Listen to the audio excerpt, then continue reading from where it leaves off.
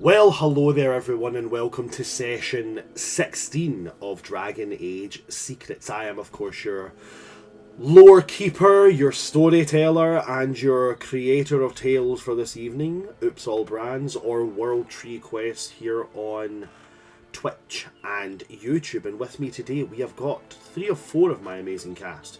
We've got TTV Wacky Man, we have got Stories from the Roses, and we've got Witty X Witch.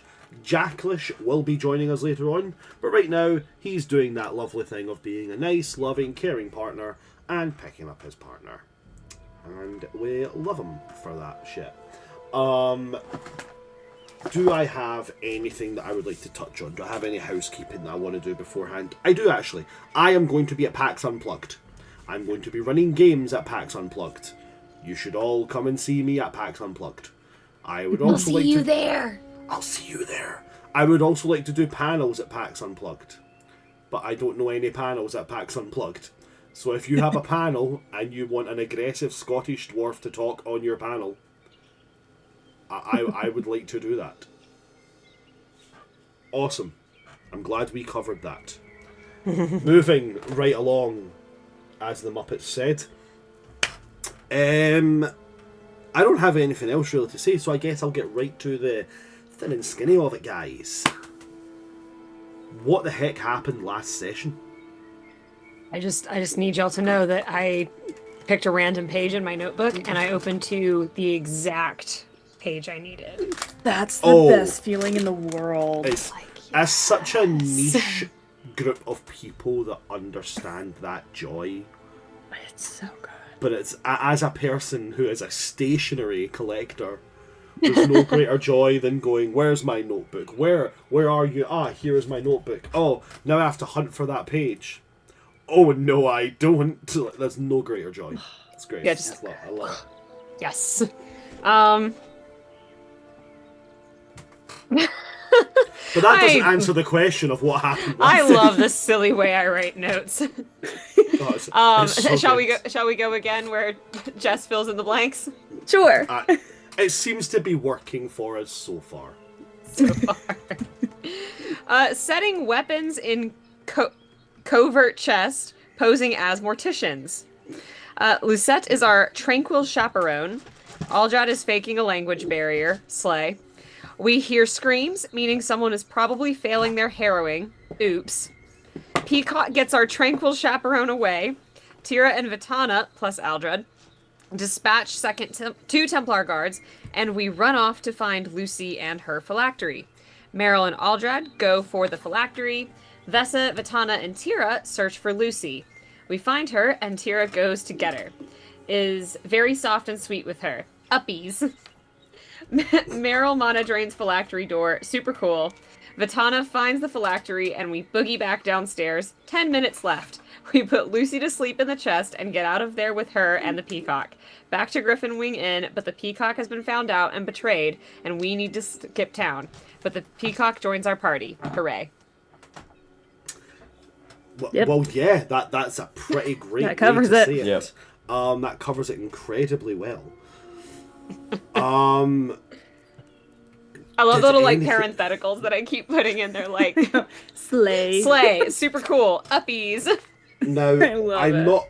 I believe there may perchance have been an instance where I DM boo-booed last session, so I have to put my hand up and I have to ask a question. Did you guys level up at the end of last session? No. I did not DM boo-boo. That for some reason in my head I was like, I've got a feeling I told them to level up and it wasn't planned for last session. So, No, we were trying to convince you. Yeah, that's Probably why I thought we were like, level up. No. And you're like, no. That is what it is. No. So yeah, I just wanted to double check on that one because I was like, I have a feeling I gave them a level up, and if they run into But me if and you've try to changed listen your mind, I mean, if you want to give us one, like, what are we going to say? No. No, I like Roman. I'm a fan of the level 2. Yeah. the 2 crew. The 2 crew, I love it. That's it. You guys will never level up ever again. You will only forever be the level 2 crew. What's that? Archdemon? You better be prepared for the level 2 crew. guys know we're level 4, I was right? about to Yeah, we're say, Oh, guys, I was like, have I don't- given myself 2 extra level ups somehow? Guys, my said- job. Bran will never Guys. notice. My job is to weave an intrinsic tale filled with pitches our job is the man. and highs, lows, and ups, and weave a tapestry of words that form an image in your mind. What part of that makes you think I'm doing math? Hello there, everybody. Welcome to section And my computer just started talking to me. 15. Uh-oh. Oh, it's because I couldn't remember what our little caption bit at the end of the blurb of each thing was for Dragon Age, so I opened up last session on YouTube to go and copy and paste it. And then forgot. Valid. Right, anyway. That is I mean, what you said there is pretty much it in a nutshell. We did have some epic moments last session, though. We had... I mean, quite honestly, the mana drain was fucking such quick thinking. The really gentle nature between Urtira and the little girl was just lovely. That was just really, really nice. Yeah, there was lots of good points last night. Last session. Also, can we talk about the fact that Can we talk very, very lovingly about the fact that Jack bisected a human being in one fell swoop? Can we talk about this? Because that was... It wasn't the first time he's done that. Come on now. Yeah, it wasn't the first time he's done that. But he opened it like But a it's tin cool every can. time. He was like But the it's- can opener. It was like, But it's the first time he's done it to someone in one go. True. true. Like, Usually it takes True. him 2 or it's, 3 hits. it's normal for him. It's just like, 1, 2, done. That's a kind of commonplace thing. But in one fell swoop, he turned this man into like the hot dog you get when you stay at your cousin's house. Like, you know what I'm talking about? That one that gets cut in half. so and specific. fried. I don't like that I did know what you were talking about. Everybody's got that one cousin who's like, no, you get one hot dog each and we cut it down the middle. Like, why? Just give me the fucking hot dog, you dick. I did not have this experience. One had Well. money. Oh, somebody had cool cousins. Oh. I actually do have really cool cousins. There it is. We love No, that. but very evidently somebody didn't grow up with a cousin who said because they sound Scottish they're not Irish enough. Like somebody didn't get brought up with cousins that said because they weren't ginger they were obviously adopted. Yes, speaking of cousins, last weekend I was gone because I was at my cousin's wedding and it was fantasy themed. Cute! I love that. Okay, everybody, I need everybody in the party to raise their right hand like this and then wave to Abby because they're not welcome at this table anymore. Aww. I'm sorry, but you, don't Jess. you don't get to come over here and flaunt that you've got nice cousins, alright? Like, you don't get to do that shit. I'm absolutely joking, of course. I'm so glad that your cousin's wedding went well. And it sounds really cool that it was fantasy themed. That sounds really, really cool. But anyway, into a real world of fantasy. On a boat. We are, in fact, half on day a of boat. sailing. Yes, there is a half day of sailing ahead of you. In that half day, the Peacock is going to come to you all. And ask if he can have a word with you. And all your companions.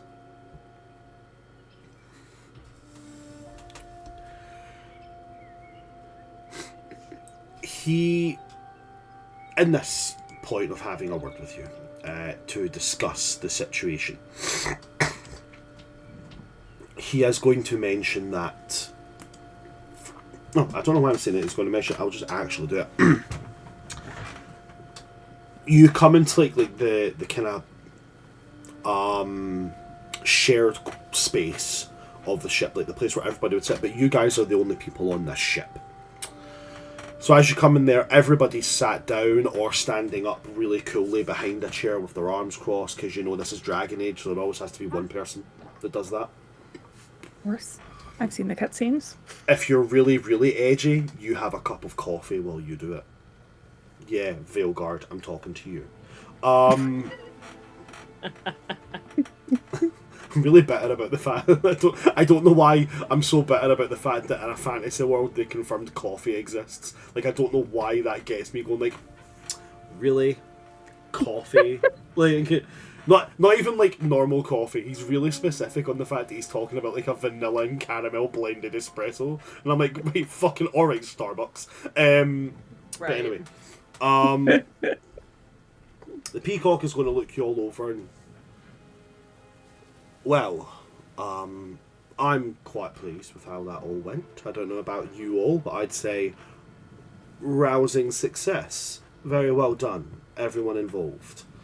And then he's going to look to everybody that wasn't involved and go, and thank you for being there in spirit, every one of you. Not the spirit, you know, the way mages are scared of spirits, you know, not that kind of spirit, but like, you know, the spirit of the thing. Yeah, I'm not used to crowds, not like this. There's usually like alcohol and music involved, and instead what I've got is, you know, waves and seasickness. Oh yeah, Luca. Oh no, he's probably Luca so is like sad. curled up in the corner, just like. Oh. Hey, child. So, as you know, the reason that I'm now a tag along in your merry band of comrades, companions, I have been sold out. I've been backstabbed, betrayed, aggrieved, and I have to go to ground for a little bit of time. So, what better way than to journey with you, lovely folks, and wherever the winds may take you. Now, in order to conceal my movements, I've arranged for two of my friends with equally modest boats as to what we are travelling on to meet us in about 10 miles. From there, we have a choice, and he's going to put down a map of Ferelden in front of him, including the northern part of the map of Thetis, which will show the Waking Sea.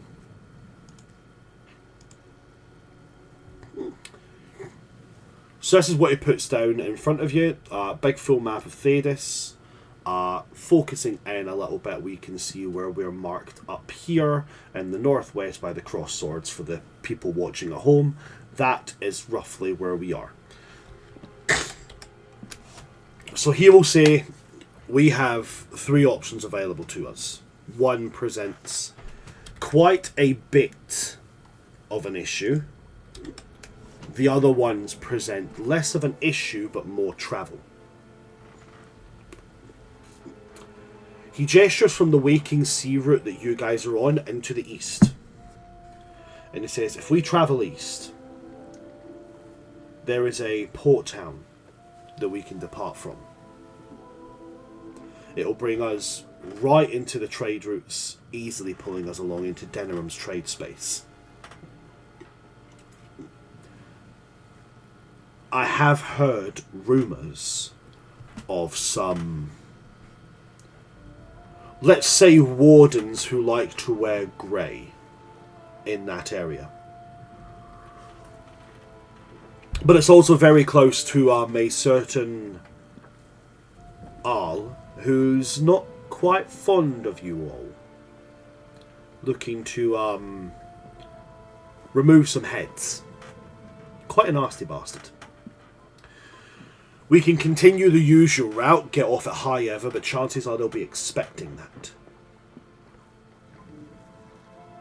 It does bring in its own issues. Or we start travelling into the southwest. This will bring us towards the mountain range,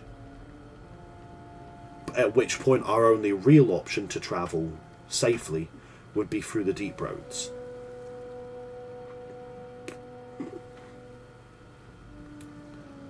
I wanted to hear all your thoughts on such things.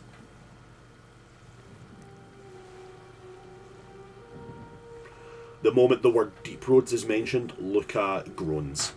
You can't tell if it's from the seasickness or from the idea of going underground. If we go through the mountains and we find more wardens, then we could bring them back with us. It's fine, it's nothing major. Sorry, continue. That was the whole thought. He will nod and say, he nods along to that, then says, that is a sterling idea, it truly is. I don't know. The deep roads are so vast. I know maybe 3 routes out of there. Only one of them is near those mountains, and it involves going through Orzammar. I don't know if you've met any dwarves. They're not the most hospitable. Trust me, I'm very, very good friends with a dwarf. Lovely guy. Bit too affectionate towards a crossbow, but lovely guy. And he's the nicest dwarf I've ever met, and he isn't even all that hospitable. Unless you're a crossbow. I have to really hammer this home. It's weird how much he likes this crossbow. Must be a really cool crossbow. I've seen better. I've just made so many And somewhere in Dragon the Age fans distance we, so angry. we hear. Somewhere in the distance we hear, don't worry, Bianca, he doesn't mean you. I've made so many Dragon Age fans so unhappy right now by saying there's cooler crossbows. But have you seen Van Helsing? No. Oh, you're missing out. Steam-powered repeater crossbow. It's really fucking cool. Bianca's Bianca. No, Bianca is Bianca. That's definitely true. But as a crossbow, 4 arcs of tension. 4 arcs of tension would actually be detrimental to a crossbow. Yeah, I know. That's the funny part of it.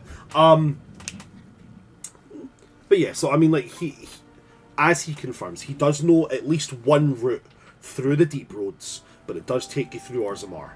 And the dwarves might not be so nice about people coming in through the deep roads. Well, it doesn't seem like those in Denerim will be as welcoming to us either. That's also a very, very good point. But it boils down to what you'd rather face. Soldiers and potentially Templars loyal to, Big Bad Loghain. Or Darkspawn, the Blight, whatever else is in those tunnels. And then potentially dwarves.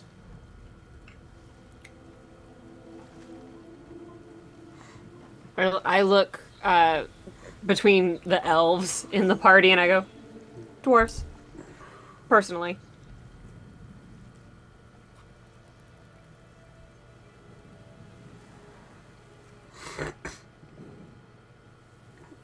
Tyr has no strong opinions.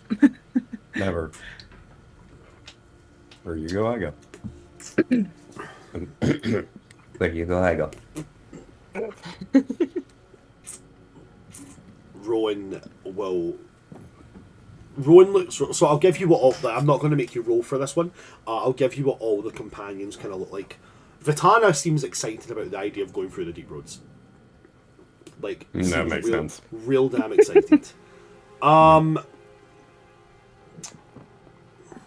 Rhiannon is, I would say, nonplussed. Not overly excited about any of the options, but also not like, I'm going to write this off completely. This is completely done. The Peacock, he's definitely leaning towards the, I'd rather risk Denerim. I'd rather risk being spotted on the trade routes towards Denerim.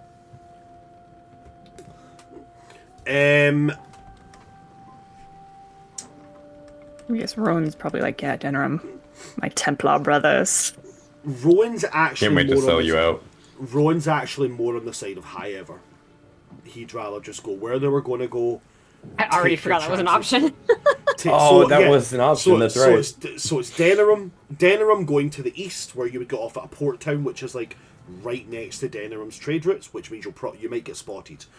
Going into the southwest, where they would drop you off just on the northwest coast of the Orzammar Mountains. I forget where the actual mountain range is called. I think it's the Cold Mountains. Frostbacks. Frostbacks, that's it. The Frostback Mountains on the northwestern coast there. Thank you very much, there, Abby. I got you. Or continuing to where you left from, which I believe was Westport, just to the west of Highever. Or Westfall, or something like that. I don't actually have the map open in front of me. I should open that up right now. I think it's a strange turn of events. Rowan and Tira are going to agree on this. As for the He other likes Tira. Not a strange turn of events. He likes Tira. He just doesn't like Meryl. Yeah, that makes Yeah, one of really, us that likes them. really weird turn of events. That he does actually quite like Tira. I will also say, Vesa does not have, like, a real dog in this fight. Like, she's just kind of presenting options and considerations. She's not committed to any of the options. Luca, I guess actually. Okay, so I guess what I will say is, Luca looks uncomfortable. I mean, he's uncomfortable because of the seasickness, but he looks uncomfortable with the idea of the deep roads. But I will say one thing: you guys can take that if you want. But if you guys also want to, you can roll an empathy check on specifically Luca. Absolutely, that's my child. Meryl, I Wanna will do it give anyway. you a +2 on this. Oh, an additional +2? Yeah, because you're close to, so because you don't really have advantage in Dragon Age. Yeah. Me giving you +2 is like giving you an advantage on it, like because you are right. closer to Luca than the others. Okay. I got stunt points. I don't know if I can use anything in this moment. I don't think so. You could probably use one of the role-playing ones. I got Let me look. 10. I got a 17 with that plus. I That got bonus it. plus, because I also have a focus in it, so that means it was a +6. Oh. I got 14. Okay, look at stunt points. Okay, so I we was got lying. we got a 14, a 10, and Meryl is looking at stunt points. Fantastic. Yes. So I can tell you right now, on a 10, you're not going to get anything. Not on a 10. On a 14, As usual. On a 14, Vesa, you will get something on that, but I just want to see what the stunt points is before I see how much information I'm giving out on certain things, okay? While you're doing that, I am looking for the notebook for this campaign. Wherever it may be. It should be close, because I did hunt it out today. So, where are you, notebook? Why can't I find you? There's not really one that I want to use for this. So I'll just go Okay. with my 17. Absolutely fine. In that case, then, going with just your 17. Going with just your 17, then, you and Vesa are both going to see that Luca has that a look of discomfort on his face, not just because of the seasickness. It's because he looks like there's something he wants to say, or more along the lines like something that he knows he should say, but he doesn't want to. I am going to look expectantly at Luca. I'm not going to say, do you want to share with the class? But that is the face I'm making. Okay.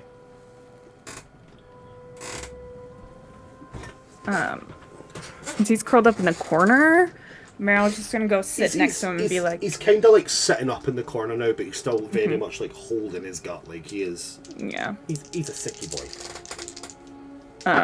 Meryl will go sit next to him and be kind of rubbing his back, and she'll just go, "Do you want to tell me?" Kind of looks up at you, and then he looks to the map, and then he says, "I know those tunnels. I know how to get through them." Okay.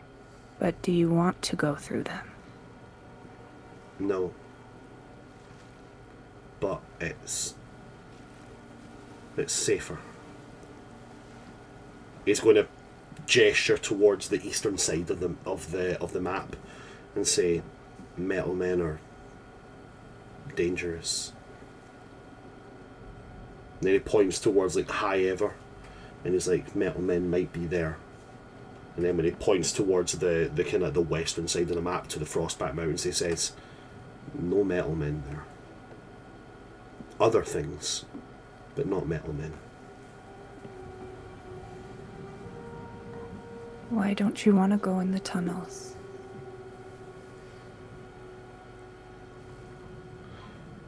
Bad noises in those tunnels. Real bad noises.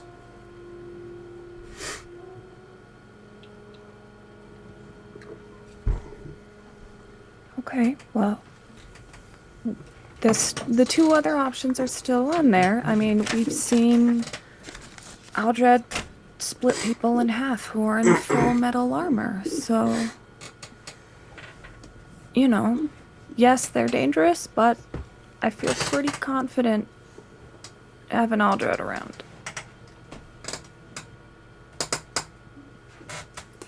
So we'll discuss with the group what everybody's feeling, okay? I can't remember what Aldrad renamed our Sarabas.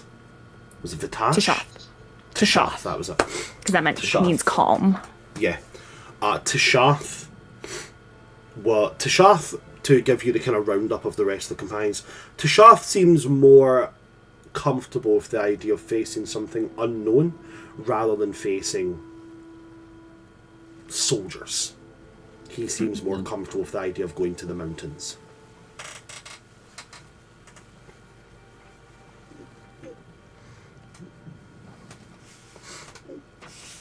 So now it comes to the rest of the party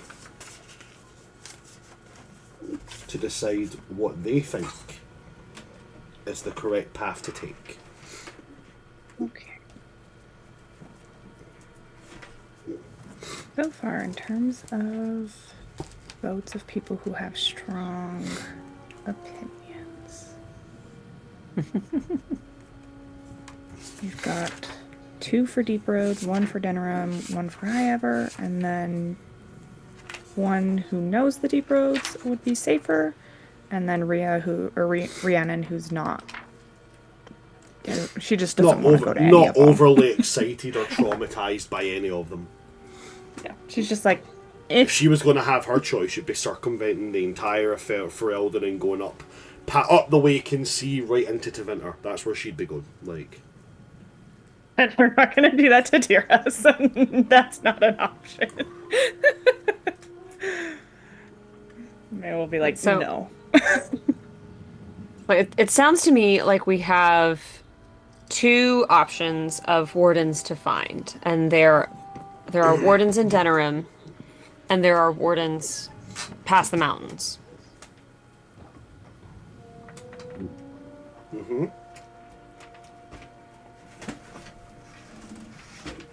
Wardens If we- past the mountains would be safer than wardens that are in Denerim, though, because the There's Templars also- are actively hunting us. Above table, to remind you guys are also aware that wardens actively just wander the deep roads every now and again, Yeah. just checking Right. things. So there's always a chance you could... Whenever it comes to, like, random encounters, I have a list of random encounters for different areas. All of them have at least a marginal chance of bumping into a Grey Warden. Ooh. And the deep roads, that margin is... I'm not going to say it's massive, but it's significantly larger. Above table question. if we're going to Highever, is the idea that we can then split in either direction to go towards Denerim or if you were mountains, to go to or... if you go to Highever, the idea there is that you can choose to go any direction you want. True These enough, are just ones. These are just ones that put you within a certain distance of a boon, but with a risk. Highever, there's been rumours of Grey Wardens there, but you risk being found by Tern Logain's men. Orzammar, the Deep Roads, who knows what you could find in the Deep Roads. Right. But also, who knows what you could find in the Deep Roads. Drums in the deep. Drums in the deep. Whispers in the dark.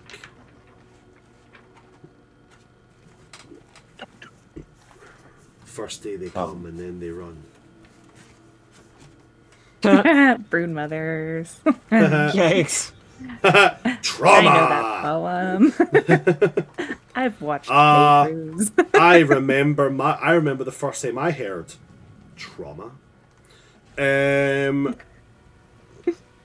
First time I heard that poem, I actually first time I heard just the first bit, first day they come and then they run, I actually had to go, nope, and walk away for 10 minutes. I was like, I'm not in the good space for this. This is terrifying. So valid. It's fucking terrifying. But yeah, both options have their risks, but they each have a boon.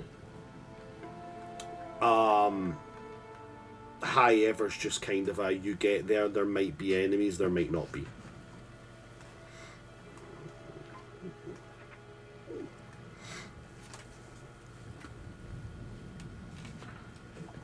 So, as an aside as well, just because a companion is uncomfortable with certain ideas, you can quiz them on these things. You can also try and convince them to see it your way. These are also things that are able to be done. Like if you were playing the games and it was like, oh, you'll get disapproval if you click this option. But if you question them about it first and then click that, you might get approval because you turn them to your way of thinking. That is also an option to do here.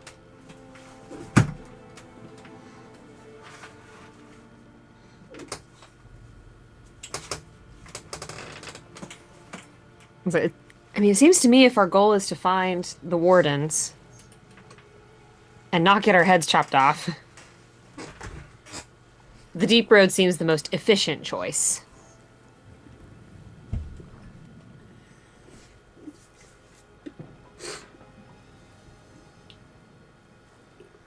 Vitana's grin gets bigger.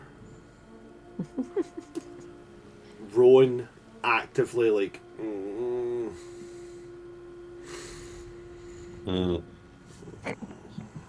Oh, Tessa just got some disapproval.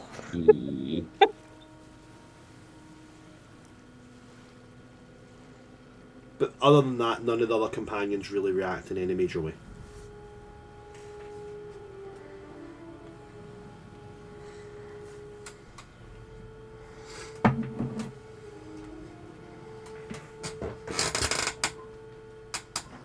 Thoughts, Meryl and Tira? I have no thoughts. No, I agree. That is not true, Tira. You're very smart. Tira looks around. No. Hello. Ow! Head Stabbies. no thought. Is to be loved, and I will make you pay for it. Yeah, she just jumped up in my lap, but her butt didn't come with her, so. Oh, ouch. I don't personally think I'm in the headspace to make decisions, so I'll give Tessa my vote.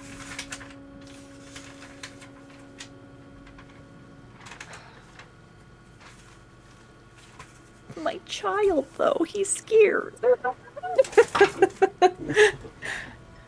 Aren't you guys forgetting the massive amounts of trauma? Massive amounts of what? Trauma. Yeah. Oh, I haven't forgotten.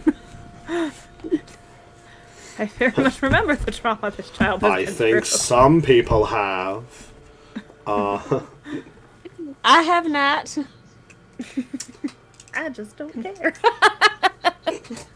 I'll also add, like, you know, as Vessa, like, I am not excited about going underground. There's no part of me that is excited about this. I just feel that this might be the most efficient way to find more wardens and finish what we started. It's absolutely okay, to be clear, it's where you have the best odds of finding more wardens. Mm-hmm. Absolutely, 100% without a doubt. Which is our whole job. Yeah, that's just where Vessa's brain is at. So, Which is absolutely realistic.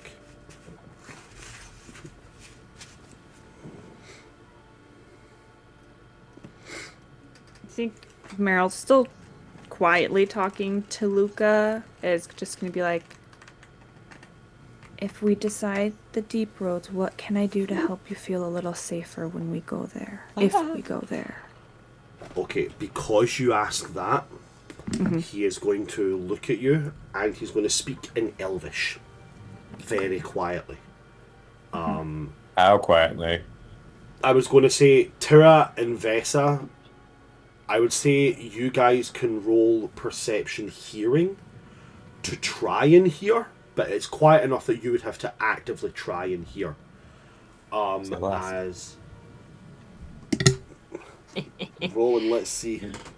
I got a 15. I got a 16. Nice. 15 and 16 will do it. So you guys do hear him, barely. It's less of a whisper and more he's just talking very low. Because that's what they actually tell you. If you want to not be heard, don't whisper. Like, talk quietly. And so what he says to Meryl is he says, if you hear the whispering, don't answer it. No matter what it says, don't answer it. It's not what it says it is. Hello, Appalachia. Right. You see it? No, you didn't. Did you hear it? No, you didn't. Gee, I wonder where a bunch of the mythology for Dragon Age came from. It's just the Fae. That's all it is. Yeah. And if you're from Appalachia, they're just Fae that are angry. Because the world broke and now they can't get home. Honestly, that explains a lot about me. Well, the Appalachian Mountain Range, if you put everything back as Pangea, the Appalachian Mountain Range goes through Ireland and Scotland. Yep. So they're just I Fae. was thinking the angry Just Fae stuff. sounds a lot like me. They can get home, they just have to share it with mountain lions, and they don't like that. That's all. Also, banjos. Like, who the fuck likes banjos? Like, Wow, this is just like Attack Abbey Day. well, no, because I was turning it round because like the banjo is like quote unquote the American instrument, and everybody always says about bagpipes. Who the fuck likes bagpipes? I fucking like bagpipes. They're one of the greatest sounds you'll ever hear. Nothing makes you feel more patriotic than hearing a bagpipe. You could play fucking Ariana Grande on the bagpipe, and I'd be sitting there giving it Yep. like, yeah, like, what's that? Pink Pony Club? I don't like that. Pink Pony Club on a bagpipe. Pink Pony Club. Yeah, 100%. All day long. Bagpipes are tremendous. I found a banjo rendition of a murder ballad version of Cotton Eye Joe, and it is awesome. Wow. That's awesome. Back to the topic at hand. Yes. From your companions, you have one I write my notes. nonplussed. One person very much for the deep roads. We know. One for the deep roads, but really not fussed about others. One against the deep roads, but could be convinced. One very against the deep roads.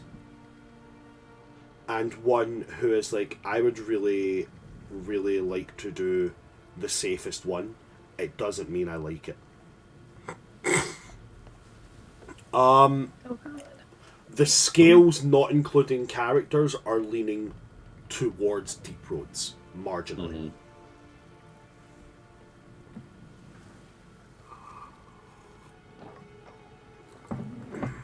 I give Vessa my vote. So.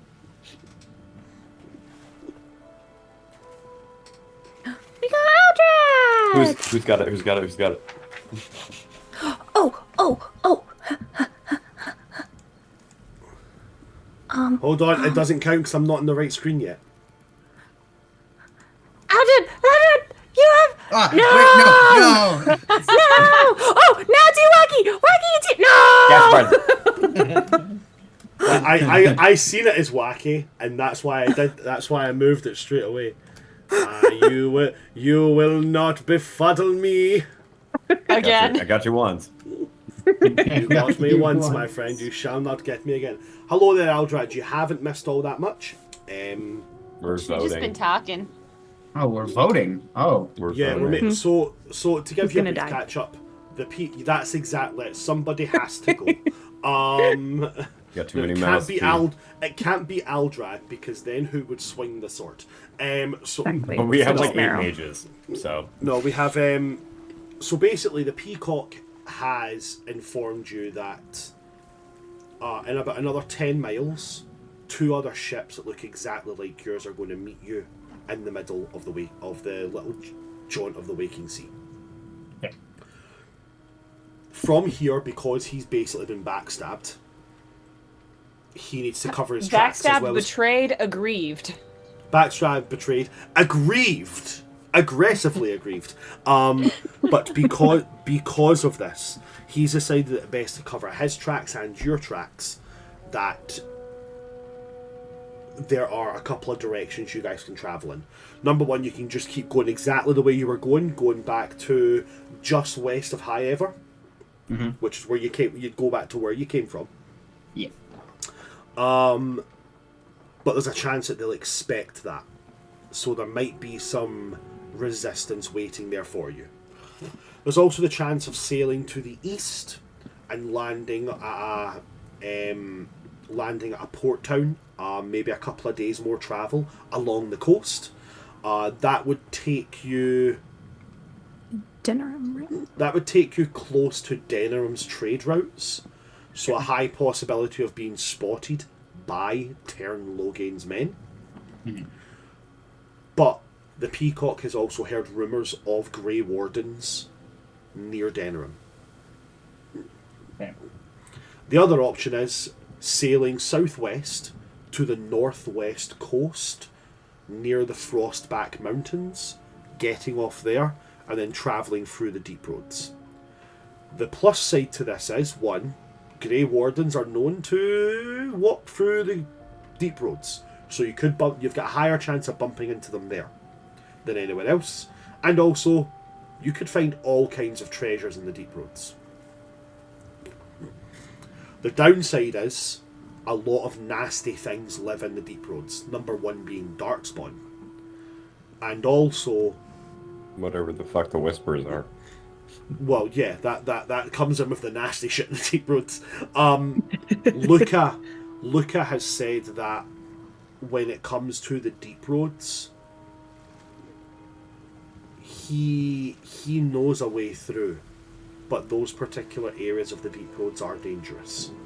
And the Peacock has said that the road that he knows takes you directly into Orzammar, and that is not always the warmest of welcomes.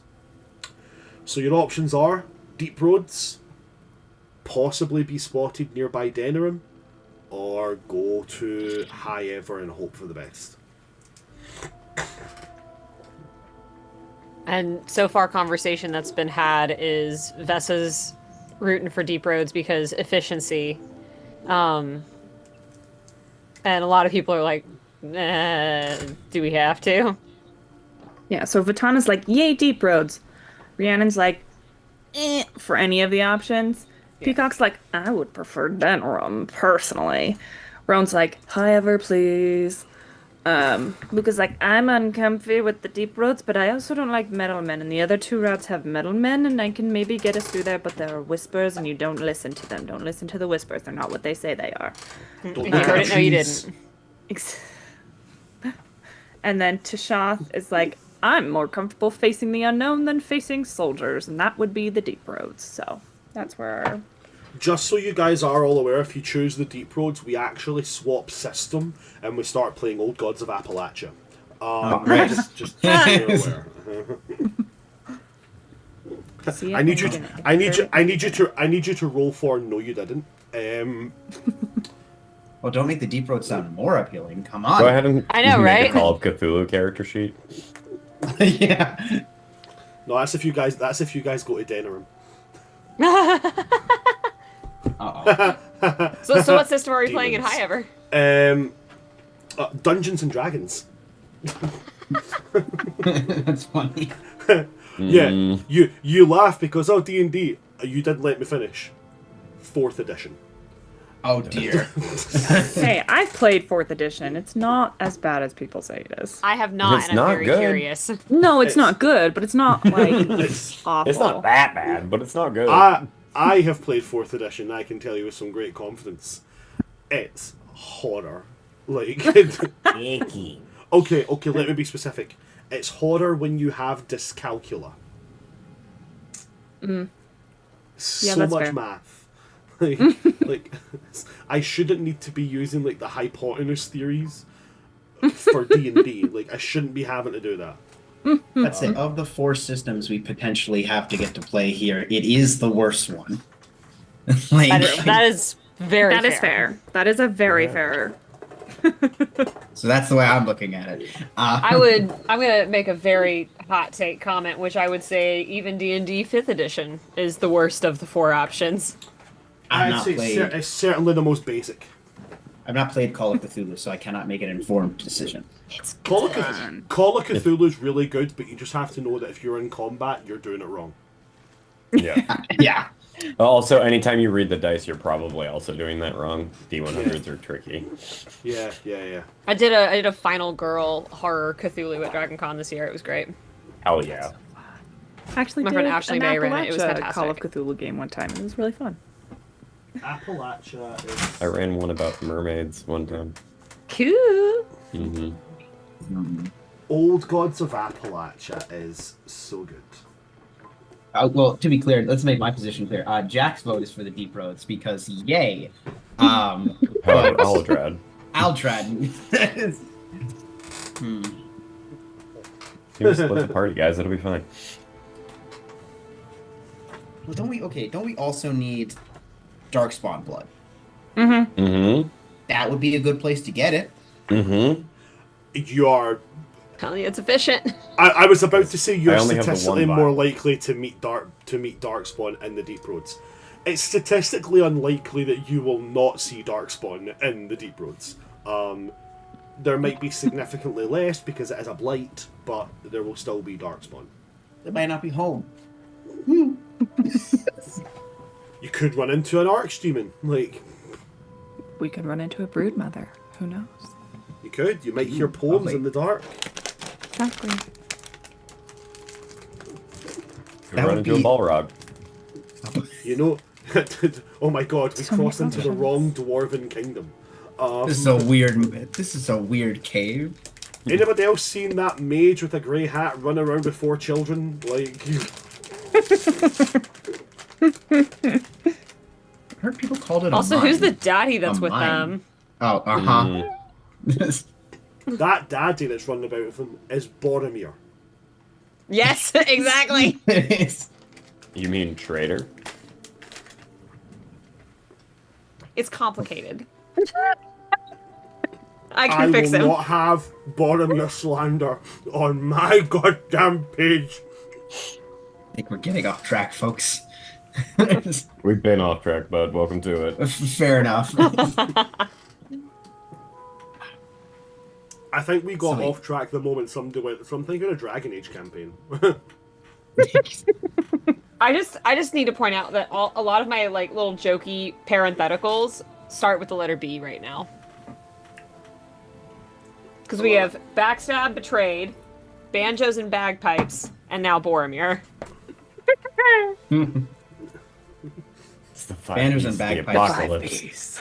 apocalypse. My pronouns are he because I'll never be him. Looks to Sean Bean. That's legit. No. Right. So, what are we thinking?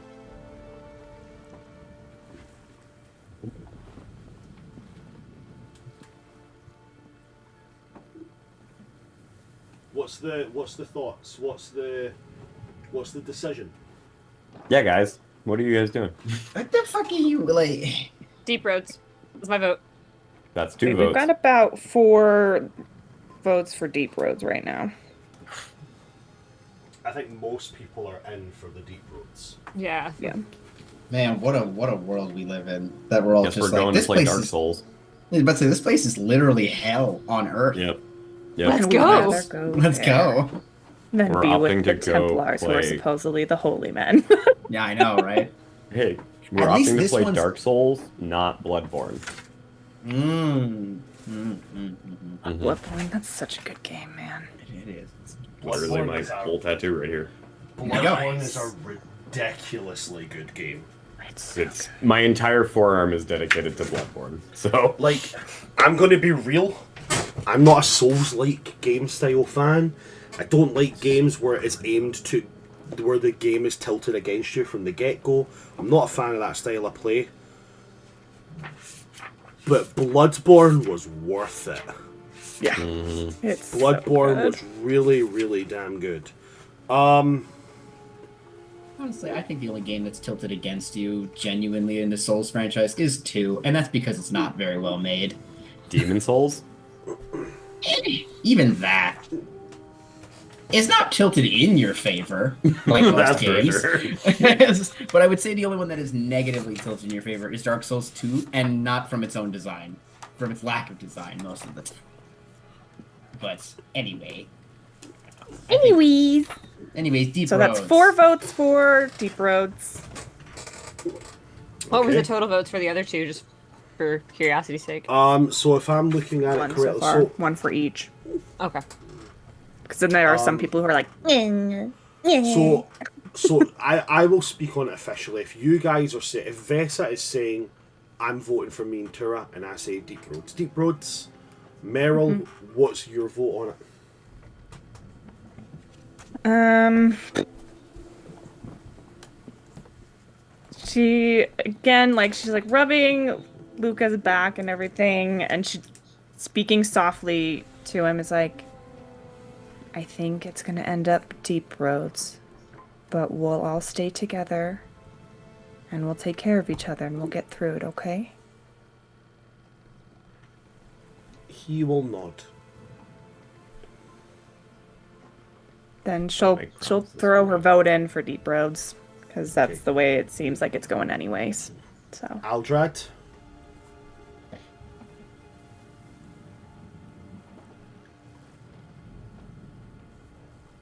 I think he's. I think he's set on the Deep Roads. He's not going to say that initially. He's just going to look around to everyone. I'll go with the group wherever we end up going. I think the Deep Roads would probably be.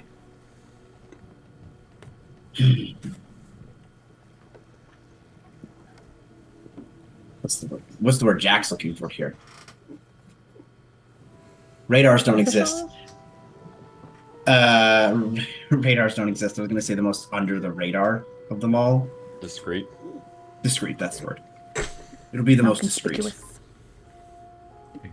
Thank you.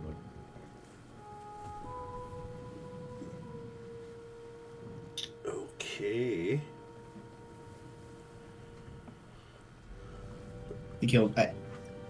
Jack, hearing to shots answer, will have Aldred just kind of nod at the logic there.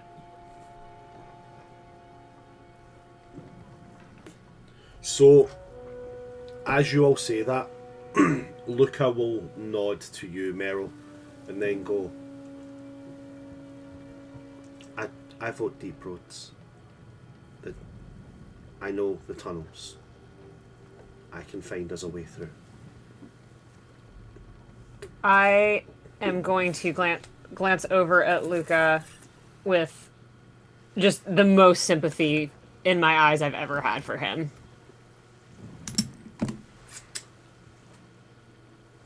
See, I Vitana. didn't forget. But to Well, say, would you yeah. look at that? That's that. You go and get yourself a +2 to approval with Luca. Yay! Rhiannon just kind of like, okay, it seems like we're going to the deep roads. The Peacock looks unthrilled. And he'll say, I suppose I did open it up to a discussion, and I need it to be very clear. I don't like this. Not one bit. My boots are not designed for the deep roads, but very well. I'm gonna look at my quasi bare feet. Looks at his actively bare feet. Yeah, we all the elves look down like, what the fuck? Yeah. Like, don't you have the right shoes? All the elves, you have shoes. Going back to Appalachia. Vitana is like, personally, I think this is a tremendous idea. Think of all of the great tales we'll be able to take out of coming out of the deep roads. Huh? Like Matt with just like deadpan looks from everybody like Tashath gives you a very, very philosophical and very, very kunari.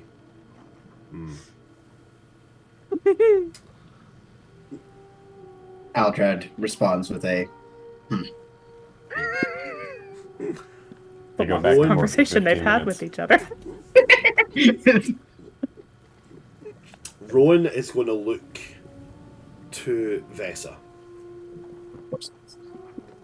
real concern on his face, and say, You need better shoes. I don't know if I can go in those tunnels.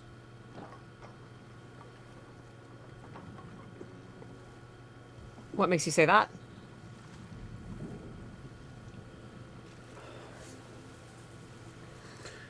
He gets suddenly quite red in the face, quite embarrassed. Horses don't like tunnels. oh,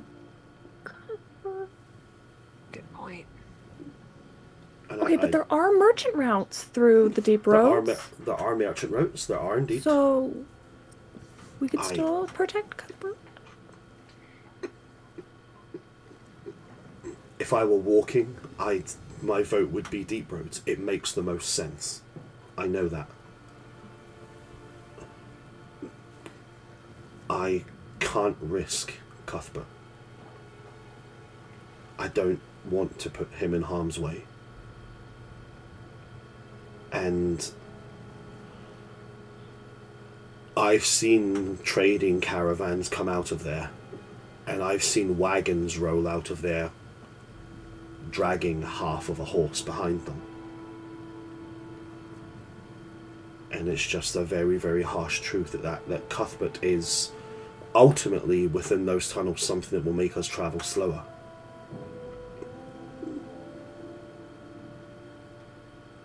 I am more than willing to go with the boat to the entrance to the roads and see if Cuthbert will go through. And this is going to be quite a different one, because usually he's been very like, I'll defend you guys from any threat. Mm-hmm. But he makes a very active point of not looking at you when he says this, Vesa. If I deem that something is too dangerous for Cuthbert to be there, I will leave. he is not something I am willing to risk. He is the last. He's not something I am willing to lose.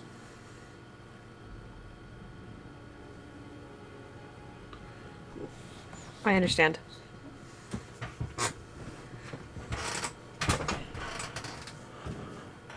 But I promise I will not let anything happen to him. Or you.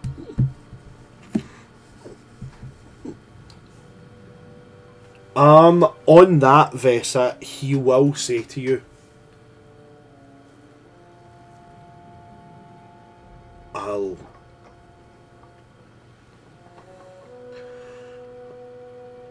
I'll tell you more, but not now. Just us. I'll reach out and squeeze his hand. They're so cute. They're so cute. Then, with that, Sir Rowan will... Deep roads it is. The Peacock says, well, we should make landfall within a day's travel.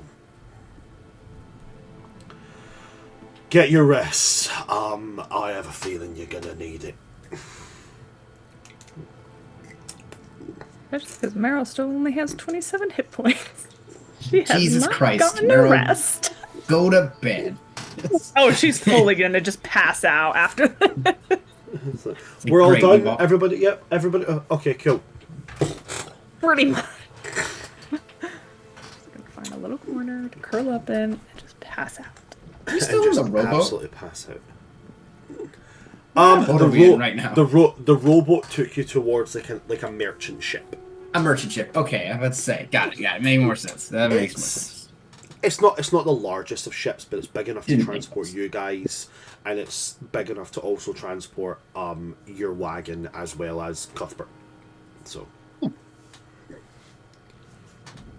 by the way, the face that you all make whenever Cuthbert gets mentioned, I told my wife all of the story about Rowan and Cuthbert, and she made the exact same face. Is this a baby? You know it's a good you know it's a good story when my wife has any kind of emotion for a Templar, because my wife doesn't even have that level of emotion for Cullen. Damn. Can't relate. Yeah, We know. we know. Everyone here is aware of your preferences, okay? What's that? For What's men in that? shiny armor. What's that? A Cullen apologist? Oh God, it's so original. I was drinking, Bran! Hey, Next at least thing I you didn't know- for drinking also in that romance moment. Alistair. That one's a no-no for me. Romancing Alistair feels like no matter how you look at it, it feels like romancing like a younger sibling. It's so weird. Yeah. He's like really You're on it. really he's like really sibling chummy, like straight from the beginning.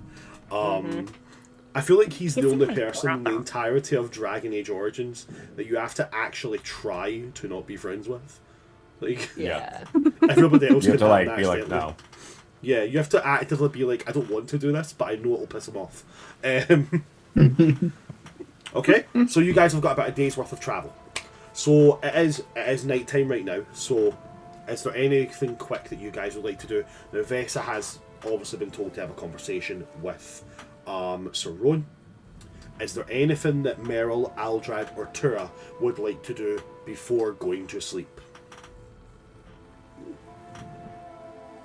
Meryl's gonna give Luca some ginger to chew on because she knows it can help with seasickness, and then she is going to pass out. Luca is passing out not far from you. There's no other way to put that. He's takes the whole root of ginger in the mouth and starts just like chewing it like chewing cud, like right to the back, and just massaging it with his teeth. And he'll. Oh, Nope, I'm still in the same spot. Dang it! I like I how like just that you knew what I was immediately doing. all you had to hear was just the panting. It was like, Maybe. Ooh, I am Abby right now. I'm Vesta. Right.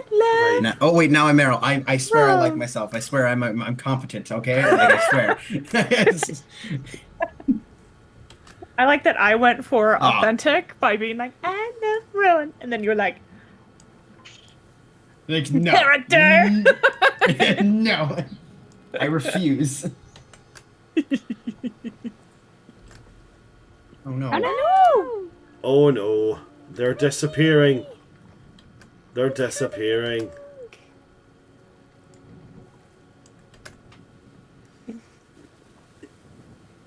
And this way you can kind of see everybody. Just okay, cool. There we go.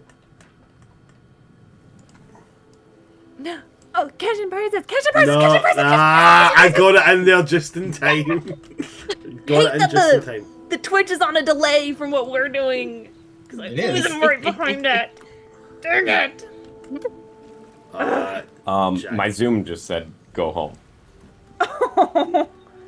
Everything else was working fine. Messed up Zoom everything. was I'm Hurry trying to home. find Jess and Abby need to swap. I'm sorry, guys. That was really weird because I was like everything was moving, everything was fine, and then it was just gone. You know, It's Zoom does fine. do that sometimes, Zoom- and it's Zoom very does do annoying. So we were just saying, is there anything that Meryl, Aldrad, or Tura would like? Well, I know that Meryl has went to sleep now. So Tura, Aldrad, anything that you guys are looking to do?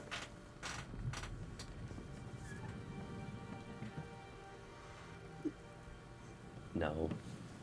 No? Okay. No. Aldrad? I think Aldred just kind of finds his way to the front of the ship and just Okay. kind of stands there for most of the night, just kind of like got his armor on. He has like Chainbreaker just like in front of him. He's just watching. He's basically gonna stay there until he's got like an internal clock where he's like, least amount of sleep, we still need watch, even if it's a boat. So he's just gonna watch.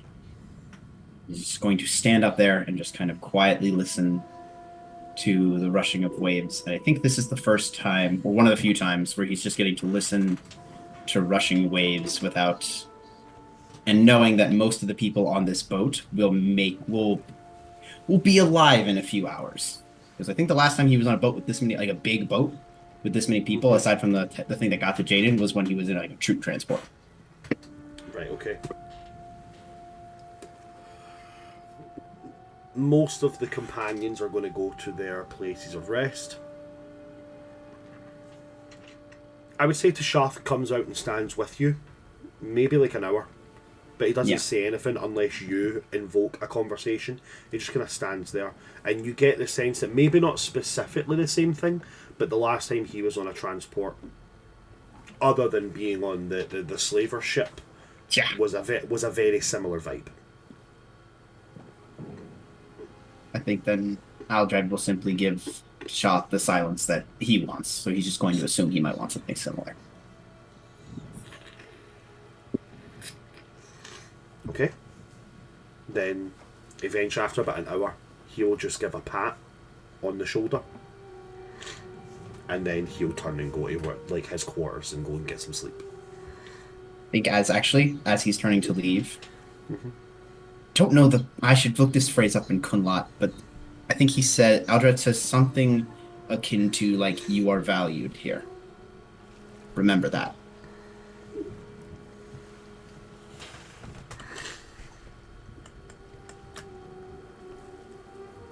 He will take pause at that as if he wants to answer, but then simply just nod. And then he will leave. That's all. We have small moments here with Kunari. Okay.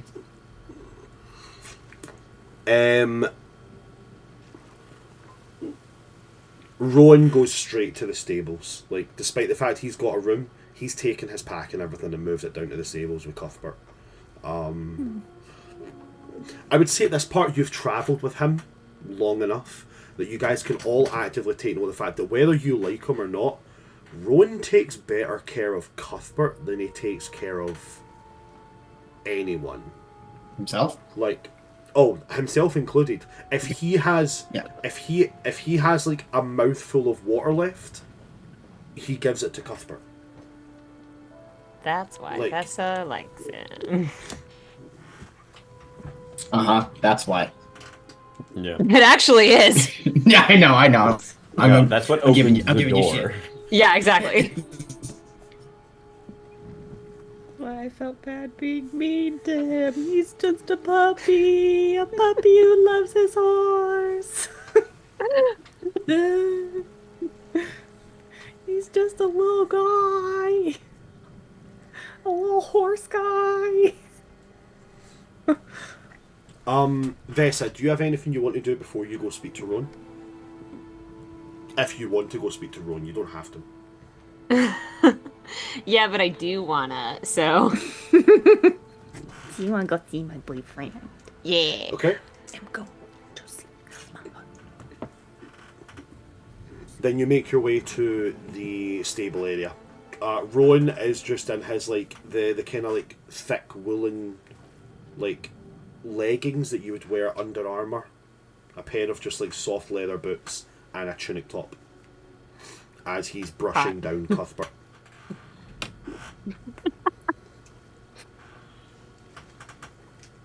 He's wearing like ye old medieval baseball pants. Pretty much. Yeah, pretty much. When you come into the stable area, he kind of turns, sees you, gives a small smile, and then goes back to brushing Cuthbert. And then you probably think I'm quite silly, not wanting to go into the safest routes at the potential risk of a horse. I'm gonna find a little like perch to sit on, so like my feet kind of dangle, I guess. Like sitting on like a fence edge, and say, I don't think you're silly at all.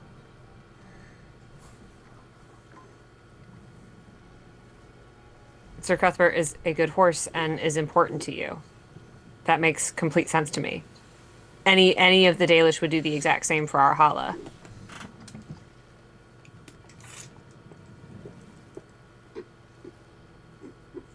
I grew up on a farm.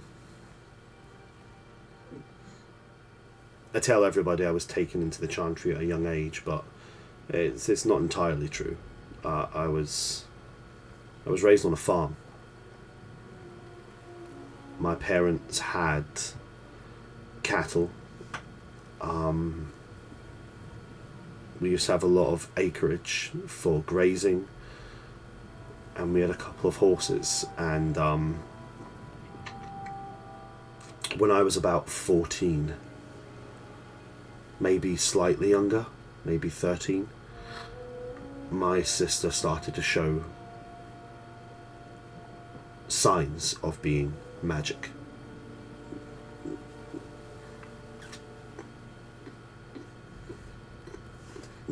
She set the barn on fire, and that's when she was found out. And when the Templars came, most of them were pretty nasty. They weren't gentle at all, they weren't kind, except one of them. One of them was. He was a decent man. And I didn't know his name.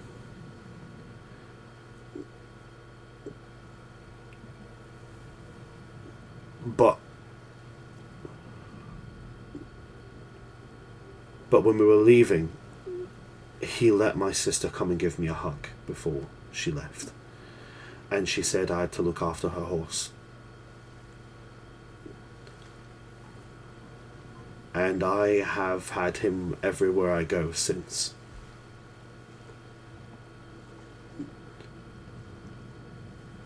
When she failed her harrowing,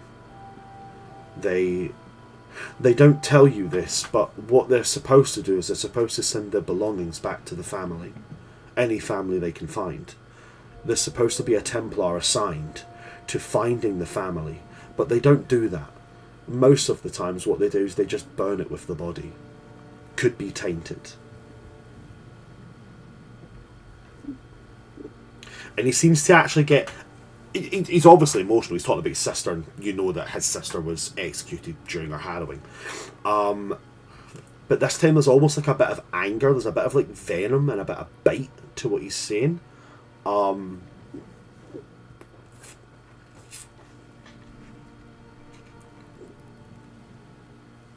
And we didn't get anything of hers. We didn't get her diaries, we didn't get the paintings that she painted, we didn't get anything. The only thing that was left of my sister to prove that she existed on this world is that horse.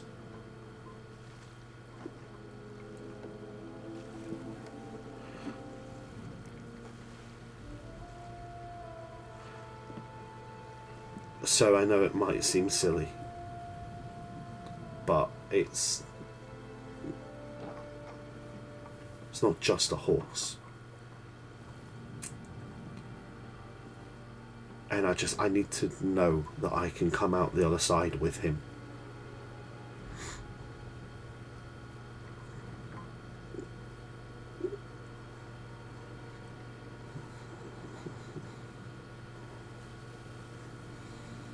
Sir Cuthbert will make it through. That I promise. I appreciate that. And if we have to meet you on the other side, then that is what we will do. If it comes to that, I don't mind travelling around to the other side. Loka can mark where you'll come out on a map, and I will... Cuthbert is a good horse. He'll carry me there without stopping.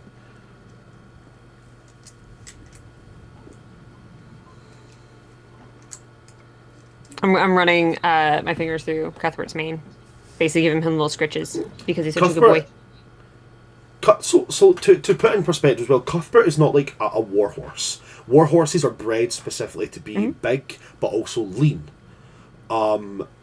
He's also not like just like a common like field horse. He's a draft horse. He is a big boy. If I was to assign it to being like a real world breed, he's up there with like Shires or Percherons. He is a big chunky boy. So when I say that he has the temperament of like an old like Labrador, like, so when you're running your hand through his mane, like he actively like, leans into, he's like yep, I like that feeling. So he's like pushing his neck into your hand. Can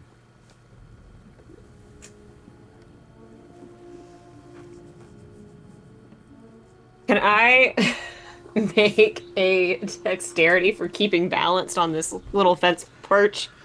I'm gonna say if it was anything else, I would say dexterity. Purely because of the size of Cuthbert. I think it's actually going to be closer in line to a might check. This is going to be funny.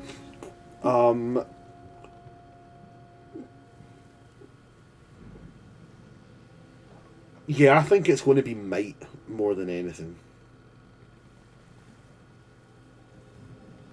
Roll bad.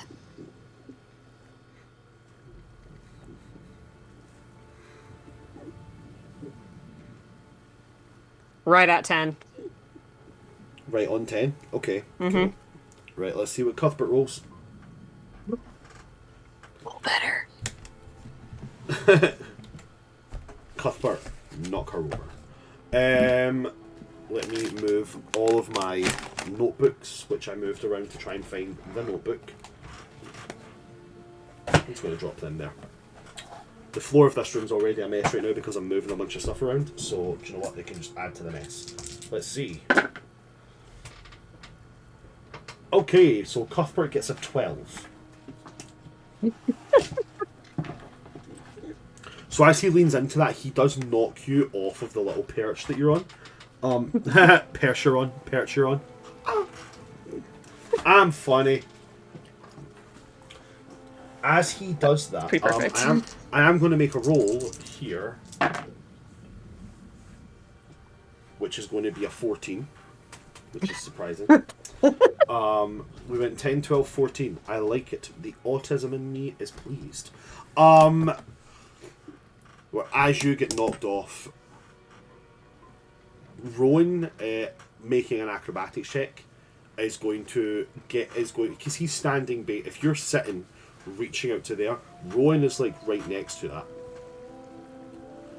So he is going to see that, and he's just going to move around the thing you were perched on, and he'll catch you. Not quite like a, catch in his mighty embrace. No, not like that. Not the threshold carry. No, not definitely not like that. No. It's more akin to like your feet will still go on the ground, but like your legs would be on his like knee, and his arm supports your back. It's less of a catch and more of a you just happen to land on something that's not the ground. Yes. And when he does it, he'll kind of laugh, like chuckle a bit, and he goes, "Sorry, he doesn't quite understand how strong he is." Oh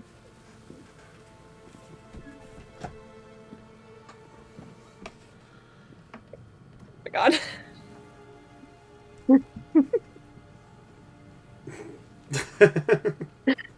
With the like, that kind of like, huh?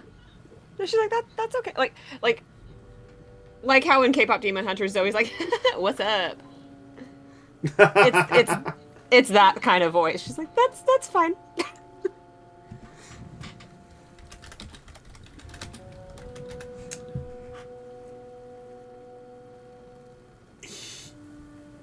He will kind of stay there a little bit before standing back up and helping you get to standing.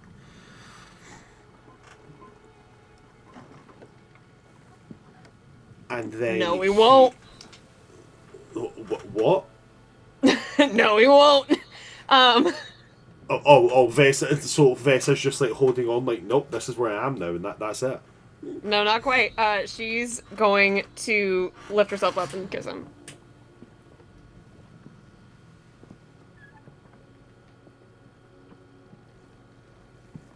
Oh, okay. Also, I need y'all to know that my, like, Abby's internal brain is going, what have you done? What have you done? What have you done?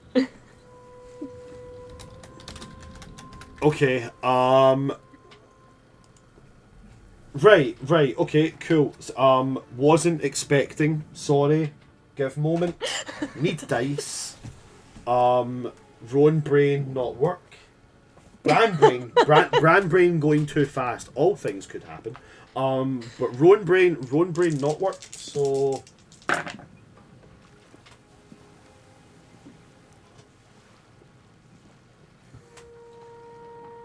Would it count as combat for stunt points?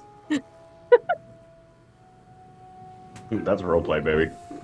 This man has What? 3 stunt points to use. One could argue lightning attack, 2 kisses in 1. Yes, he was raised on a farm, then by the Chantry, trained to be a Templar, so therefore he's got oodles of experience. Gods above. Stunt points. That's one way to do Mighty Blow. Guys, we need to be serious right now. I'm pretty sure this is in the, thanks to Iron Bull, this is in the Cunari handbook. It's page 69. Look at that. Now stay with me here. On a successful seduction check, knock prone. It's like the anime where they like accidentally like land on the person. Mm-hmm. Oh yeah, 100%. Right. Being serious brain people. See, we can't joke at a time like this. Yeah, this is dark fantasy. Yeah, how's dark how's the fantasy. wood of the ship look, by the way? Hard. I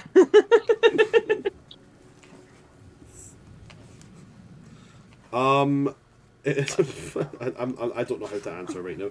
I need to find stunt points. Is there any stunt points you can use in this moment? Anything at all? I actually believe there would be one. I just need to see the wording of it. Because I can't entirely remember if it can be utilized in a situation like this. I'm leaning towards the fact that it can, but I have to double check it. Those are spell stunts. I don't need spell stunts. I need normal stunts. Does some anybody kind know of magic the page happening. does anybody know this page for stunt points? Yes, give me 2 seconds. I've got a sticky note for it somewhere. Stunt points are points, on 133. Or 133? 433. If you do the index ones as well. Oh, okay. That's actually Found probably them. better Found than them. index ones. Okay. Yeah, no, I printed off the back index pages as my Oh god. That's so I know what he's doing. Oh, absolutely, 100%. Okay, I'm choosing to lean into the curve of this. Yes. the curve of what now? He's going to blow all 3 of his stunt points that he's got on this, right? He's I gonna think I blow know what which one now? he's doing. I think I know what he's doing. I'm so excited. He's going to use stun silence. Oh, that wasn't the one I was thinking. I love it. You are so impressive that you leave all those who witness your display completely dumbfounded and unable to speak for at least a full round. Outside of combat, this lasts at the very least long enough for your character to begin to do something else. So, that's what he's going to do. So he'll use stun silence. So as Vesa reaches up, takes hold of his face, pulls him in and kisses him, there's a moment of shock before he's already got one hand back on there. His other hand finds his way to the back of Vessa's head and he pulls her in closer. And he kisses back. Like full send. And then there's that moment where the kiss breaks and there's just silence. As he's looking at you with this face of like, that's just happened. What do I do now? Like, what's the next step? What do you say to that?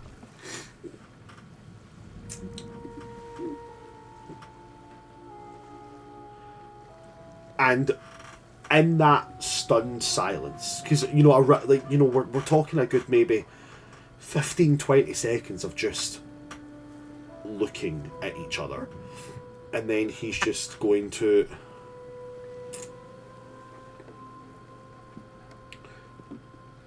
so I just have to be clear on something. That was you who started that, right?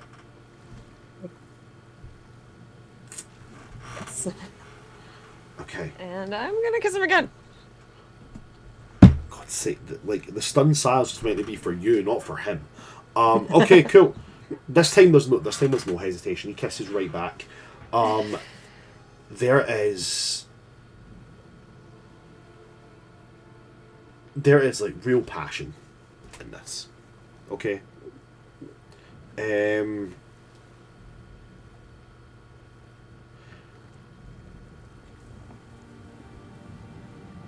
To the point where he will, from this position, he will pick you up so that you're sitting on the perch, so that you guys are standing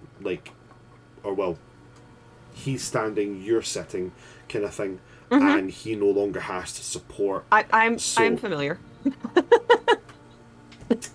Yes, we've all read those fantasy books. Oh no, I have not. Oh. I am familiar. Well, there you have it, folks. we've devolved into that level of debauchery.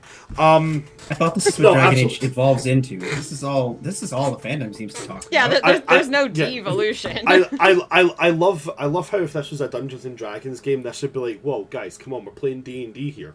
Because it's Dragon Age, we're like, yeah, this fits.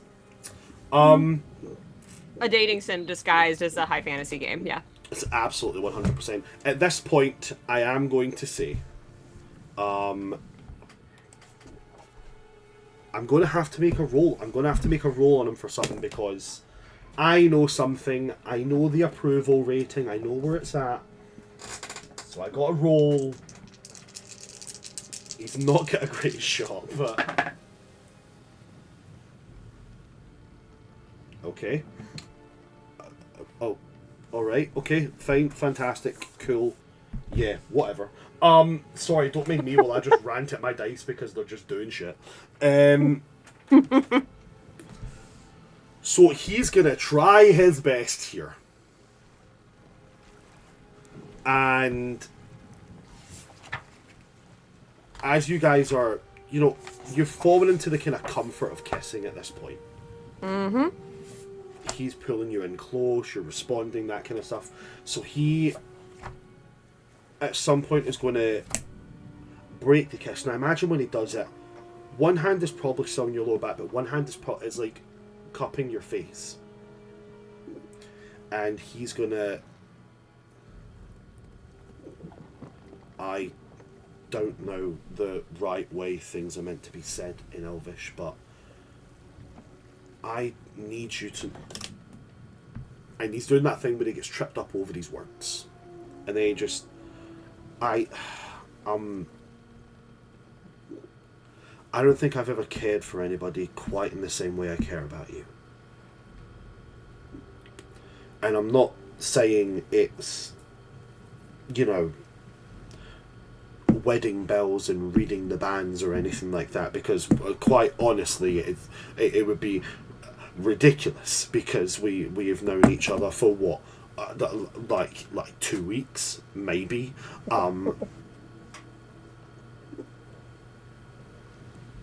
But whenever I wake up and I know a decision has to be made, after I think about that decision and how it affects Cuthbert, I think about how that decision affects you. And I've never had to do that before. And another reason I did not want to go into those deep roads is because I don't want to come out of there without you. And it scares me because if it came down to having to choose between you and Cuthbert, I don't know who I'd pick.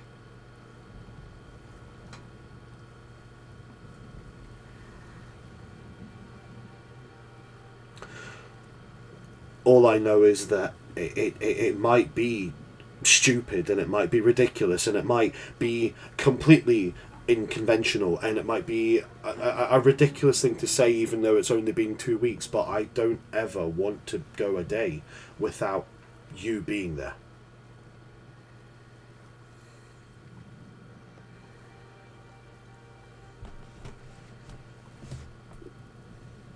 And he'll just keep adding on to that. He'll just keep and I know I'm human and that's probably going to cause shit for you, but I can learn Elvish and I can learn I can learn how to be Dalish. I'll try. I'll live a mile outside of the camp if I have to and follow them all the time, a mile behind. He just keeps listing things of and that'll go on for a solid minute, 2 minute, 3 minute spiel of him just and this and this and this and this and this. I'm gonna reach both hands up to cup either side of his face to get him to sort of just settle. Yeah, I'd say that'll do it. And say, hopefully, you never have to make a choice between the two things you love most. And I'm going to see how he reacts to that word. I'm going to need you to give me an empathy check. I'd say I'll give you a +2 on this because it's Rowan. Damn, boy's getting a lot of stunt points for this. 14. 14. Okay, cool. Yes. Yes. He does not react badly to it. There's almost like a clarity when you say it.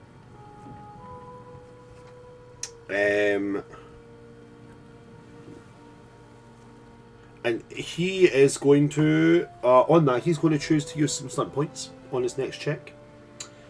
I've already rolled it.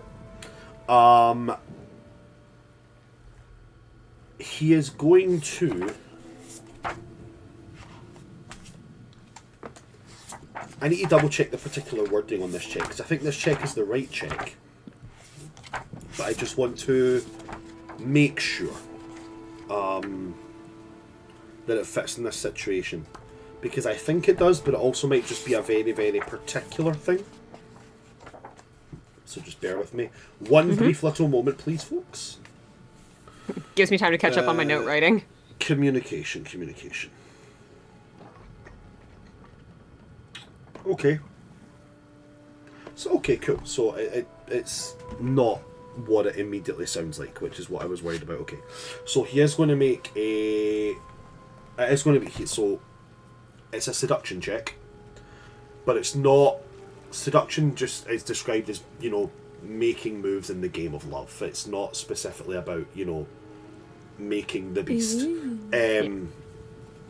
But he's going to put some stunt points on that. He's going to choose flirt.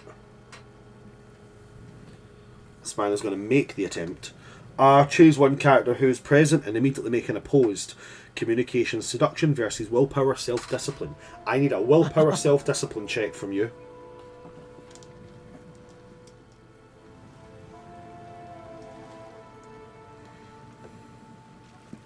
$14. 14. Okay. So he is going to narrowly best you out with a 15 on that. Triple fives with no communication bonus or whatever. Triple fives. Not for young kitty ears. Not for young kid ears whatsoever. So as you say that,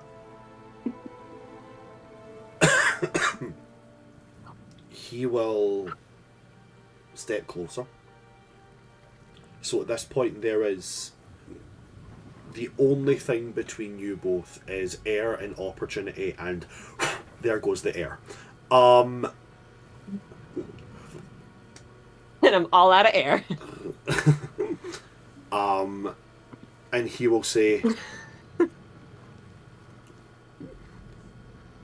and what if that was the case?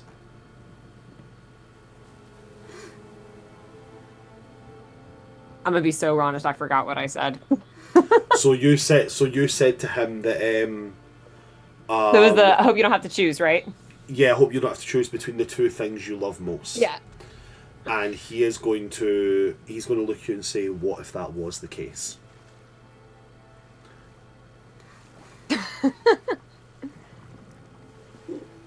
I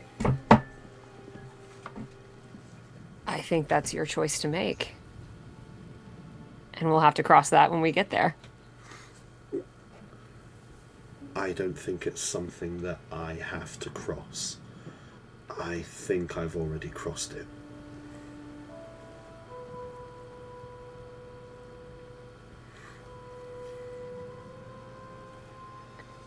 I'm gonna go for his shirt.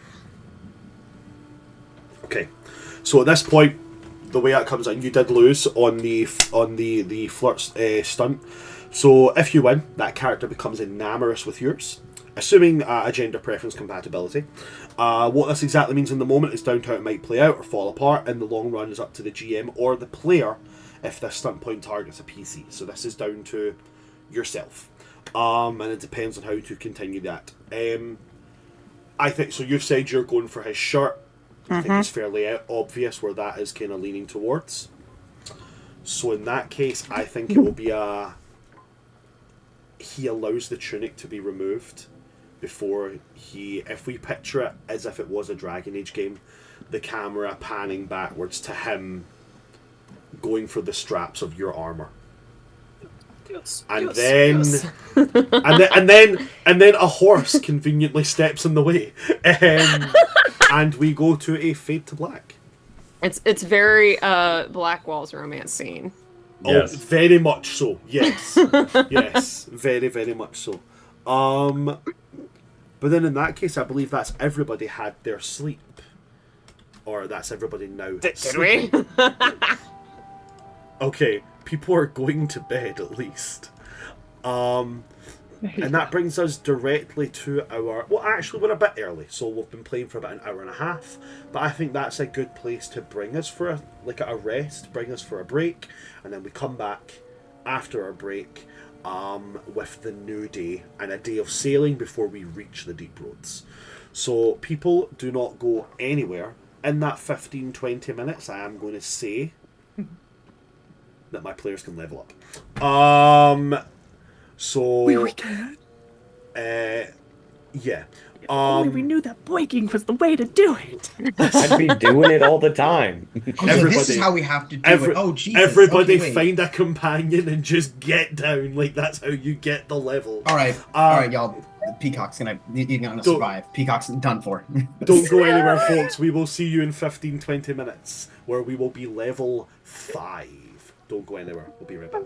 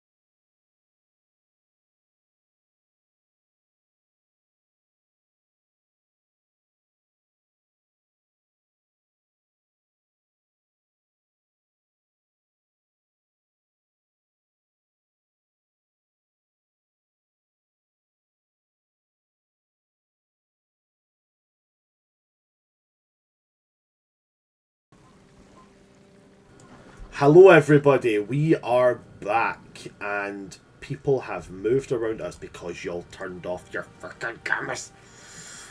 That's not why. Noises? No, I was still in the same spot. Dang it. It keeps me in the same spot. I was about to say, have you like locked your camera on the call? So that's actually something I haven't done. So I'm going to go and I'm going to lock everybody's position. Follow my video. There we go. Cool. Everybody's now locked. Oh, Jack, why? Why would you say that? Oh, Betrayed fuck. us. No, No, I knew it I will was that never- student. No. No, it will never happen again. I was that kid. Miss, I you was said we not were that going to kid. have a. You said we were going to have a pop quiz before playtime. So when's that getting dropped? I was the kid who was Are like, you- I did my homework and I worked really hard on it, so yeah, I'm gonna turn it in. I'm gonna get points. If any of y'all didn't do it, that's your problem. I was that kid. Oh, thank you very much for the follow, Little Tin Goddess. Thank you so much.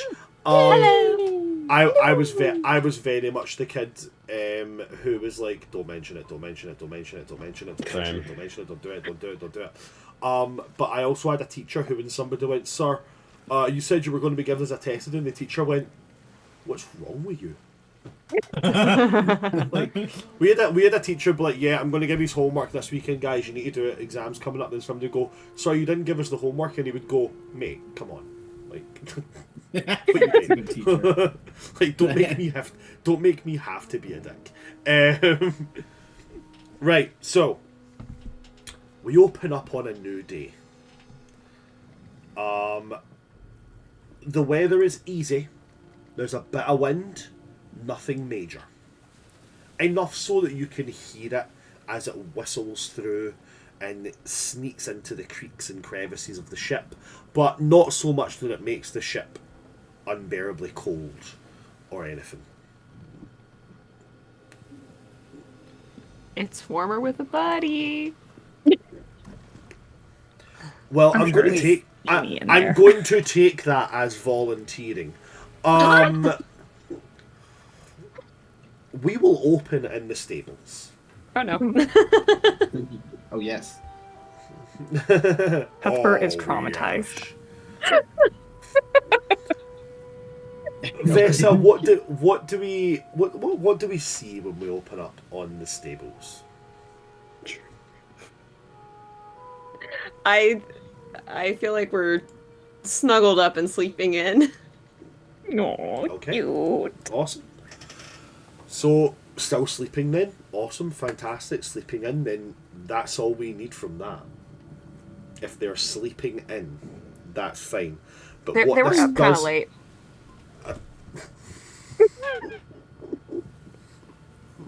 We did open Abby, on the stables. Abby at the beginning of this campaign, I don't really do like romance and stuff in games. That's just not a thing that I do. Abby at session 16. So like, yeah, we're naked, snuggled up, and we are not waking up. We were up all night. Cracking jokes and actually romancing are different. cracking jokes and cracking asses. Shit. At this point, I'm going to go then to. I'm just going to go round robin it. We're going to go to yourself, Jess. So we open up on Meryl. Yeah. She definitely wakes with a very big start. Like she's very startled. She's probably like sweating really hard. And I think she just is like, just wants out of the room. So I think she just goes out on deck to get some fresh air and process everything. In the distance ahead of you, you can see the kind of jagged outline of the Frostback Mountains. The air now has that chilly kind of you're verging into a colder climate vibe. Like crossing the line from Wisconsin into Minnesota.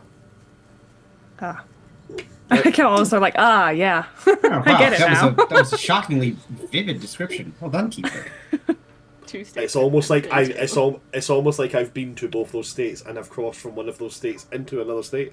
And you were like, Oh, yeah, okay, I well, legitimately here. was. But it was the I'll opposite tell you. direction because I was coming from Minnesota into Wisconsin. And I actively was like, sitting quite comfortable in my sweater, like, do. And then within 10 minutes, I was like, I am sweating, like, horrifically. Like, what the fuck? Yep. Like I said, you can see the vague outline of the frostbacks. One of the sailors there is, as you wake up, good morning, miss. I've been told to make you aware that we are ahead of schedule because of the pickup in the wind. We should be making port at roughly about 6 hours from now. Thank you. Then he goes on his merry way singing some kind of sea shanty. What do we do with a drunken Templar? What do we do with a drunken Templar? Apparently we get him in the stables early in the morning. I don't know. Meryl, is there anything you want to do? Nah, she's just out there. She probably like has her arms folded on like the outside railing and just rests her head on it. Okay. Because she's feeling very overwhelmed at the moment.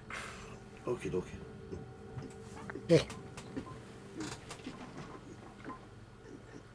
After maybe 5 or 10 minutes or so, you're going to feel a presence kind of come next to you, and then just very, very gently, the feeling of like a head just on your shoulder.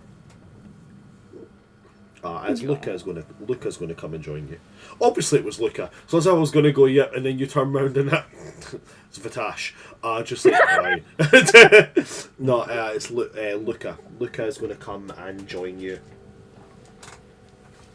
She'll probably like move one arm and just put it around him just to, because it's getting chilly. So she probably pulls him close to keep him warm.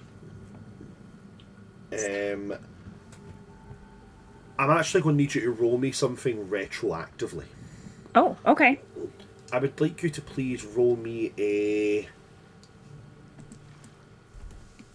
willpower, self-discipline check. Okay. Oh, sweet Jesus, no. Okay.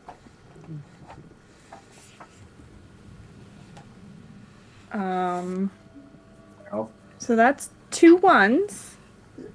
Ooh. A Hey, 3 plus 4 is 8. Okay, Stun so an points? 8 is not going to be enough on that one. Oh, great. I got 3 stun points. If you want to try and use that, you can. What would I use? Is this combat? Is this roleplay? This would technically be roleplay. Okay. But considering most of them are going to be around the idea of you giving out extra information, that's up to you. Maybe you can use jest and whatever you somehow whispered in your sleep, you could have been like, gotcha.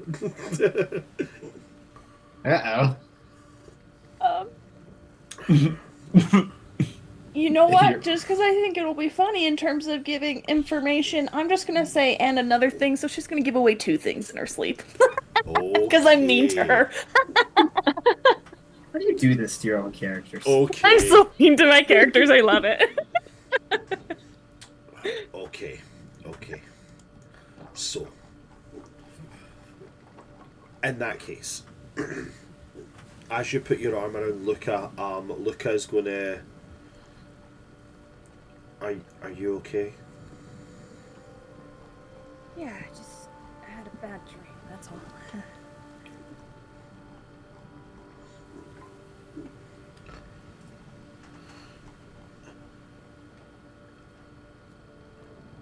Why is he chasing you?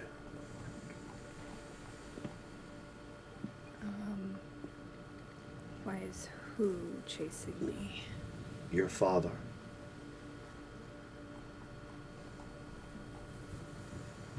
I think again her brain's like going, knowing what she dreamed.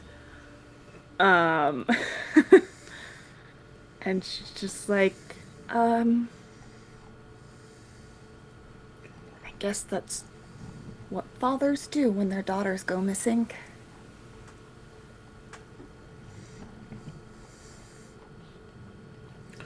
And there's a bit of embarrassment in his face because obviously he gets the feeling maybe this is something he wasn't supposed to hear. Yeah. And then he's going to make a face, and it's very much a face of like, even though I'm supposed to not know this, I'm angry that I do know it. Mm-hmm. And he gets that kind of like really, it's really strange, well, because Luca is so close to being an adult, Mm-hmm. but his emotions are that of like a child. Yeah. And so he gets that almost toddler-like anger, you know, that like where the lip comes up when they go. Mm-hmm. And he kind of makes that face, and then he starts to dig his nails into the wood and the railing to the point where you can see the splinters kind of digging in. And then he's but where you would usually like a trickle of blood, the blood doesn't flow. And he's going to go. Magic. He's going to be like, fathers don't give their daughters to metal men. Yeah. Well, I am a mage, and that was what was expected. So, and compared to what a lot of mages seem to go through, and Jean and I had it very easy. What was done to me by my father is expected. Does that mean it's right? No. No, it doesn't. Fathers are supposed to protect. They're supposed to keep safe. And they're supposed to make sure the monsters aren't in the bedroom. They're not under the bed, and they're not hiding in the cupboard. And then when you give him that nod, again, he's these are questions. Mm-hmm. He's like from what I've heard of like Vesa and Tura and Aldred and blah blah blah and blah. When I've heard them talk about like sitting in campfires and talking about like a parent, or like my dad used to like pick me up when I was a kid and blow bubbles into my belly and shit like that. And like he's sitting, he's collecting all this kind of information and being like, oh, so that's what a dad is meant to do. Okay, so, or my dad taught me how to lift up my first sword and all that, or I'm a kunari, so my dad wasn't really a thing. I was going to say, Luca has a weird list of what a dad is meant to be. I'm getting very skewed info here. But as he's saying all these things, they're questions. Like, your dad, so when he's talking about like, monsters aren't supposed to be in your bedroom, he's talking about like, how you say to your dad, there's a monster under my bed. And he checks under the bed, and then he checks in the cupboard, and then he checks in the wardrobe, and like, and when you say yes, that's what they're supposed to do, you see a kind of like a resoluteness come into his face, and it's like he gives a nod as if, yep, I have collated my information, I can now make a statement, at which point he looks at you, nods, and then says very definitively, fathers aren't supposed to give their daughters to metal men.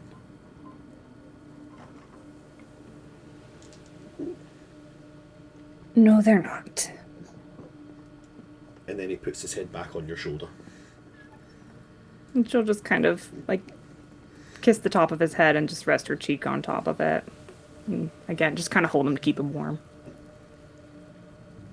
And I think he sits in that comfort for like a little, maybe 10 seconds before he says, if I meet your father, I'm going to make him bleed his brains out his ears. I might do the same. He's actually going to get quite a wee bit like, I can teach you. Well, maybe. We'll see. That's why my mother died, so I don't know if it's quite for me. I didn't know my mother.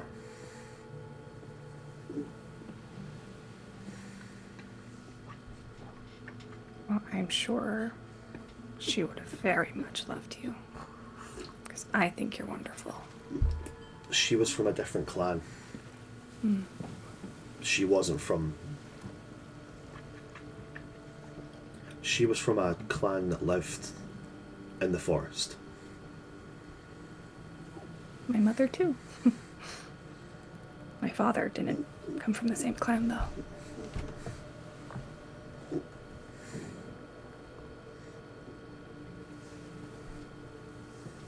whatever clan he came from,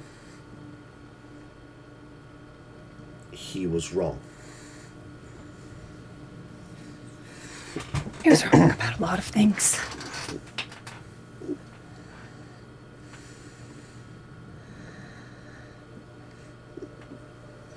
And it gets this kind of look on his face, and then he says, mothers are supposed to do all the things that fathers are supposed to do. Mm-hmm. Mothers are supposed to hold your hand when you don't feel well, and they're supposed to make you soup, and they're supposed to keep you warm when it's cold. Mm-hmm. And then he just goes quiet. Just keeps his head resting on your shoulder. And she'll just keep holding him and keeping him warm. It's her child. He's your baby. I'm going to move now to Tura. Oh. I'm really, really sorry. This is a really good cup of tea. Like, this is just such a good It's cup just of hitting tea. different. Oh my god! Do you ever get like a nice hot drink that it's just on the border of being too hot? So every time you drink it, you get that like heat passes right down. Oh, it's so good. Yes, sir. What kind of tea is it? Sorry, Tira. Wait, no. What kind of tea? Oh man, it's just Yorkshire tea. That's It's Yorkshire tea. It's just that good Yorkshire cup of tea. It's just a good cup of tea. None of that herbal stuff. It's just a bog standard English breakfast with a bit of full fat milk in it and some sugar. That's it. Great. That's the most Scottish you've ever sounded in that moment. I swear Which to is God. Which is really weird because like people go on this assumption of like, you know, like tea is such an English thing. But like, see, in Scotland and Ireland, like a cup of tea in the morning is like such a definitively Scottish and Irish thing. Like, if you say to somebody in Scotland, how do you take your tea? They won't go, oh, milk and 2 sugar. They'll say 2 and a coo. Because it's 2 and a cow. So 2 and a coo. It's great. I love it. Anyway, yeah, Tira. So this is gonna be kind of like contrasting to all the genuine moments we've been having, but Tira gets up and like is like, okay, like mentally prepares herself for something, goes to find Vesa, knocks on the room that she thinks Vesa's in, waits a long time, and then goes, okay, and then goes to where she psychs herself up, goes to where she thinks Meryl and Luca are, knocks on the door, waits a few minutes, and then is like, okay. And then just goes and sits in a general room. Okay, so now, purely because of the map out I've got of the ship, going from the rooms to the front of the ship is out and out, right? Going from there to the general space involves walking past the livery or the stable. So because you're walking by there, I would need you, just being honest and being truthful, I would need a perception seeing check from you. No, it'll be a decent like, you know, threshold, because there is a horse and there's also hay and all that kind of jazz. So they're fairly well obscured, but it is just in the pursuit of fairness. These clothes 17. scattered everywhere. 17. Yeah. Okay, hold on. Right. So Is there? I am loath to say this. Vess, I'm very sorry, but I need to technically, because it would be Rowan's stuff, I need to use Rowan's stealth. Oh no. Yeah, okay. I'm so sorry. However, I am going to give one a +2 for the fact there's a big horse in the way, and another +2 for the fact that there's hay in the way. Right? So it's a substantial bonus then for this one. And a -2 because they're sleeping? Yeah, Don't think it works like that. Okay, I don't feel like think that's fair. I don't think that's enough. I think it might be. It might be. There's stunt points. So let me. Oh, see I have here. those too. I decided not to use them yet. But I you've have d- 4 of well, them. Yeah. You've decided not to use them. You've already Okay. passed on it, so I've made the roll. Okay.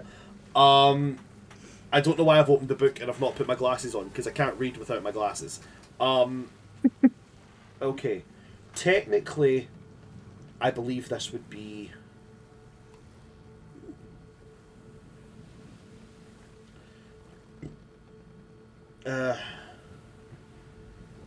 Tier's gonna get that conversation one way or another. You cannot stop her. I- Guys! Oh my gosh! Hi! Hi! How are you? I wanted to talk to you, but now I don't know. No, Tira would just walk up and be like, ugh. All right, so here's the deal. Okay, cool. So none of the stunts actually make any sense to use. None of them would work. In that case, For set dressing, I do think we probably found something resembling a plank.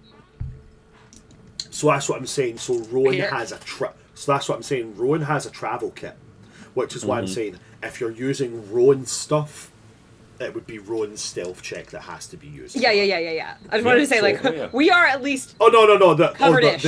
So Rowan has moved. Rowan has basically took a full camp bed down here, stuffed it in one of the extra livery Yeah, he did. stables, done it up.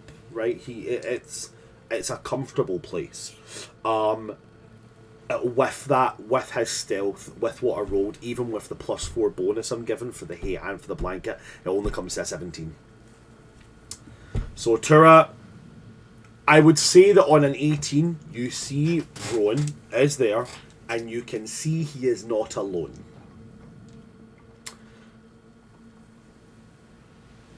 Whether you would see it's Vesa from that passing cursory glance, I'm going to say no, but you definitely see that Rowan is not alone in the stables. I leave them alone. You can keep moving. Okay. I let them have their moment. I'm not gonna fucking. I'll talk to Vesa later. But Tira will do one of those where you look to the side when you're walking and then stop, back up a little bit and look back to the side wait, what? What am I seeing? And then just keep strolling to the general. Okay, you move on to the general place. Inside the general area, most of the companions are there. Rhiannon is there sans armor, so she's not wearing her armor, and she's morning workout. She is there in the equivalent of gym attire, whatever the medieval equivalent of Under Armour leggings and what would essentially be a sports bra, and is doing all kinds of stretches, is doing morning routine workout for somebody who works with their muscles every single day. The Peacock is just sitting absent-mindedly plucking away on a lute. Vitana is playing Five Finger Fillet. Of course she is. Of course she is. And I have all my fingers, and I go chop, chop, chop. Vitash is just kind of standing in a corner, and every now and he's found some kind of coin, and he's just exerting gravity over it, and then releasing, then over and releasing, just constantly. This thing has been pushed and stretched and pushed and stretched. It's now impossible to tell what kind of coin this was, just that at one point it was some kind of silver coin. Because he's bent, he's crushed, and then stretched and crushed and stretched so much that while it keeps its shape as a coin, all of the moulding and stuff has went out of it. Horrifying. Well, I mean, you watch this guy literally pneumatic press somebody. Yeah. I can't wait for the first time he spams Fist in the Maker. And someone like a basketball. So if you roll the stunt points in a certain way, yes, you can rapidly on and off cast Fist of the Maker and just keep bouncing someone into the ground. It's an aggressive spell. It's very, very aggressive. Is this this is entropy magic? What is this? This is force magic. Force magic. Oh, that's that kind of, that's that good shit. Okay. that's that gravity shit. Yeah, so everybody's in there, and as you come in, they all give you varying degrees of hello, hi, yoo-hoo. Big blowout. In Big summer blowout. In Vitash's case, it's just a. I think I give him back a. He kind of gives the narrow eyes then. I don't go near the Peacock at all. Mostly because I don't trust music makers. That is fair. I mean, it's better than a certain part I know who don't trust anybody that's old or ginger. Okay, they have all betrayed us, okay, so... Could be that. They will never trust a ginger old man again. Justification. Like... All of the bad guys who have screwed that party over were either ginger or old. I think Tira's gonna come in, assess the room, and parts of the room longer than the rest, and then turn around on her heels and leave. And be like, this is too many people. Okay. I'm sorry to keep moving places. That's fine. Just seeing all the people is just like... Where's the next place you go to? Back to my room. Back to your room. Okay. Back to room. Walk past the stable again, like that.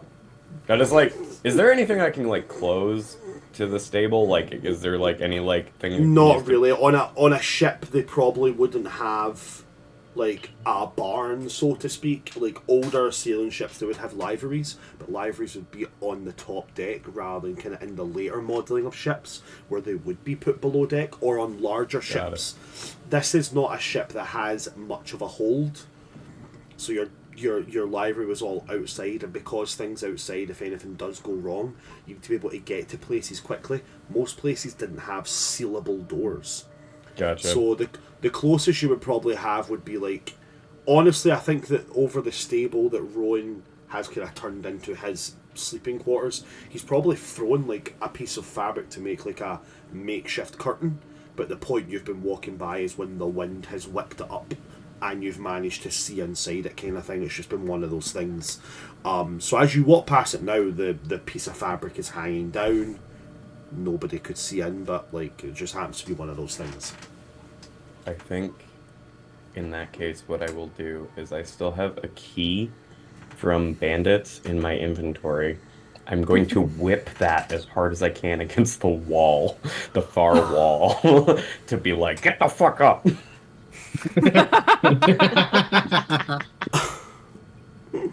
Okay. Then I don't stick around. I throw it and just keep walking, power walking away. Okie dokie. Okay, Aldrad, in that case, I'm very sorry, but with that being done, I feel the onus just points towards going back to Vesa and to Rowan. No, it's perfectly fine. Sorry. I think Aldred's keeping busy in another room we get to. But yeah. Vesa and Rowan. There was a loud clattering of metal on wood. Probably gives Cuthbert a fright, and it's probably like a hoof clip on like the wall of his stable. Rowan bolts upright, like, then realizes that nothing is broken, and then it's kind of like, I thought I'm not imagining things right. Did you hear that as well? Yes, and I'm gonna can I like find the key? Tara, did you say you like tied it to a string? No, I just threw it in there. Okay. So yeah, I'm gonna see if I can like find what made the sound and therefore find the key. I also think we were kind of like we were starting to wake up, and then that was like, okay, we're awake. Yeah. In that case, I need a searching check from you. perception searching. While Rowan is pulling on clothes and boots and such.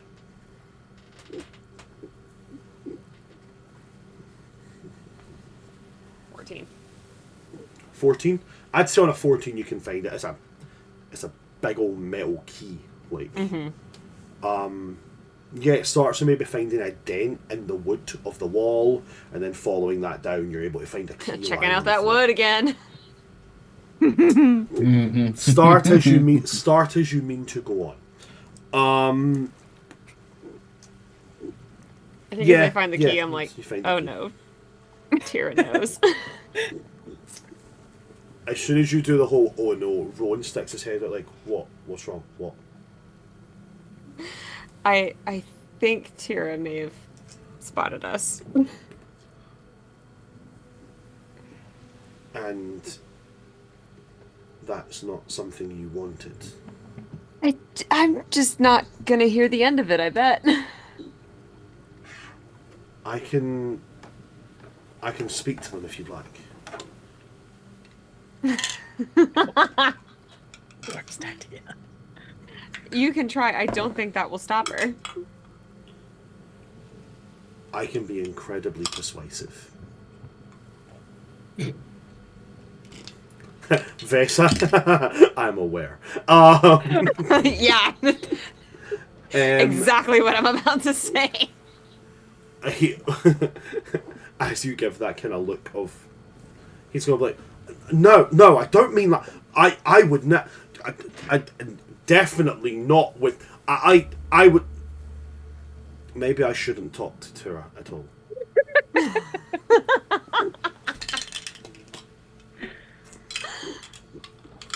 It's okay. I'll I guess suffer through it and talk to her. And so after getting up and getting dressed, I'm gonna go find Tira. Okay. I need a perception check from you as you leave. Perception seeing. Or I guess you could choose hearing or seeing. One will be harder than the other. Well, I have a bonus. I have a focus in hearing, so that's what I was gonna pick. Okay, go for hearing. 11 plus 5, 6. Yeah, 16. Okay. As you leave, you hear the sound of Rowan's boots on the wood. And then as he's walking behind you, there's the sound of a splash of something like significantly weighted. And at that splash, as you turn, you can just see Rowan's arm coming down from having thrown something into the water.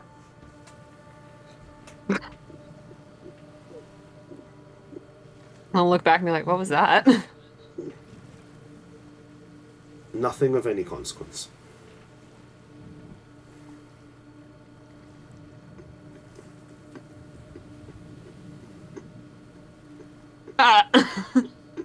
Does Meryl see any of this? Because she's on the side of the boat? Someone go flying past her and Luca?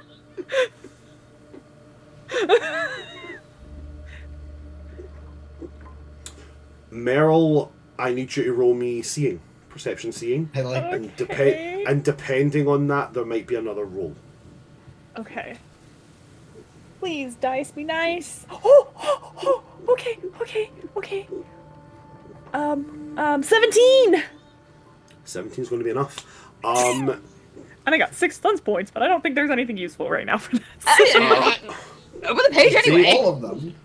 What I will do is, I will allow you to use those stunt points regardless of this next test, even if you don't get Okay. any stunt points on this. But the next test I'm going to need you to make for me. Because you did pass that, so therefore there's a second check that's going to come into place here. I'm going to have you make me now. Would this fall under arcane, or would it fall under religious? I think it would fall I under have religious. a focus I'm in gonna either need you- one, so. I'm going to need you to roll me a religious lore check, please. Technically, it would fall under religious because it specifically says practices, particularly those of the chantry. So, There always chantry stuff? Did Vesta just convince him to abandon his religion? What the fuck happened last night? Okay. no, she didn't convince him to throw away his religion. Okay. That will be a 13. On a 13, Yeah. with your particular background and the things you've been around and you've seen, you know probably more about Templars than anybody on this ship. Mm-hmm.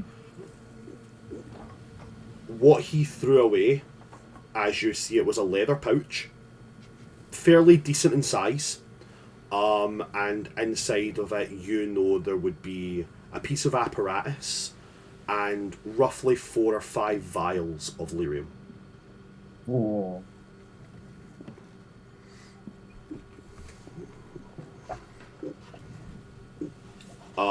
You would also know that Templars, especially in the early years of being a Templar, which he very much is, they rely heavily on lyrium for their abilities. Very, very heavily. And it's been known in some cases that some Templars who go without it, especially in the early years, can go into like states of psychosis. Because it is horrifically addictive. So yeah, you know he's thrown away his lyrium. So no, he has not given up his faith. That's so valid. Just his drug But- problem. I feel like But that's he- worse. He doesn't. He's kind of making a decision that he doesn't want to be a Templar. I don't know how. He said, with sex, who needs drugs? Fair enough, but I don't want to know what those You could withdrawals are like. you could see him doing the whole thing of like Vess is my drug now, and then like 3 days later, in the most horrific like shakes of his life. And Meryl being like, you need lyrium. You have nothing in 10 minutes if you don't have lyrium. You just tried to cold turkey lyrium. Nuh-uh. Yeah, essentially, without putting any names on particular things, because that would be not something that I really want to do, but he's essentially cold turkeying the big H, combined with the big C. Mm-hmm. Oh dear. Yeah, so Um, when he tells Vessa nothing of consequence, she is gonna. big fat lie. Yeah. No, but being specific, the reason I'm not having him roll deception is because to him it's not anything of consequence. Right. He's not a Templar because he believes in what Templars do. Only Vessa knows this, but the only reason he became a Templar was to be close to his sister. His sister's not really in the picture anymore, so all he has is his faith, but you can still have your faith and not be a Templar. Yeah, like she for Vessa, like it's not. It's really just like curiosity, like hey, like what the heck did you throw out? Like what made us. What was large enough to make it that kind of a splash? Like it's literally just curiosity for her, and when he says nothing of consequence, she'll look at him with the kind of like, huh? But she won't push further unless he just offers more information. I don't think he would. Yeah, I didn't think so either. But in her curiosity, killed the cat kind of thing, she's like, I am gonna go through this man's bags later.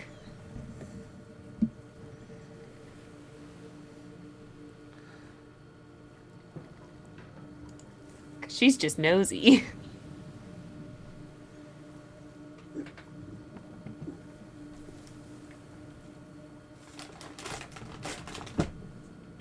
Meryl, do you do anything with the information of what you've seen?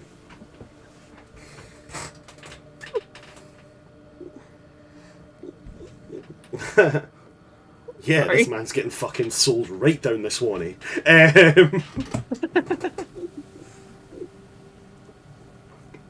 Meryl, do you do anything with the information that you've seen? I mean, her eyes definitely go really big because she knows what the consequences of this will be. And I think she just starts filing away like, okay, what sort of herbal remedies do I need to have prepared to try and help him with his withdrawals? Like, how much mana do I have to do any healing spells to try and help ease it? Like, she just starts making a list in her head of what she's going to need to be doing the next couple days to keep him from going, like, into psychosis. And to help him through the withdrawals. Okay. Because she doesn't like him, but she doesn't want him to suffer. Hey, maybe it'll get the approval up. Maybe it will, who knows? Or maybe he'll think you're a demon. Like, it's Still valid, psychosis, she kind of it's is, a wonderful so. thing.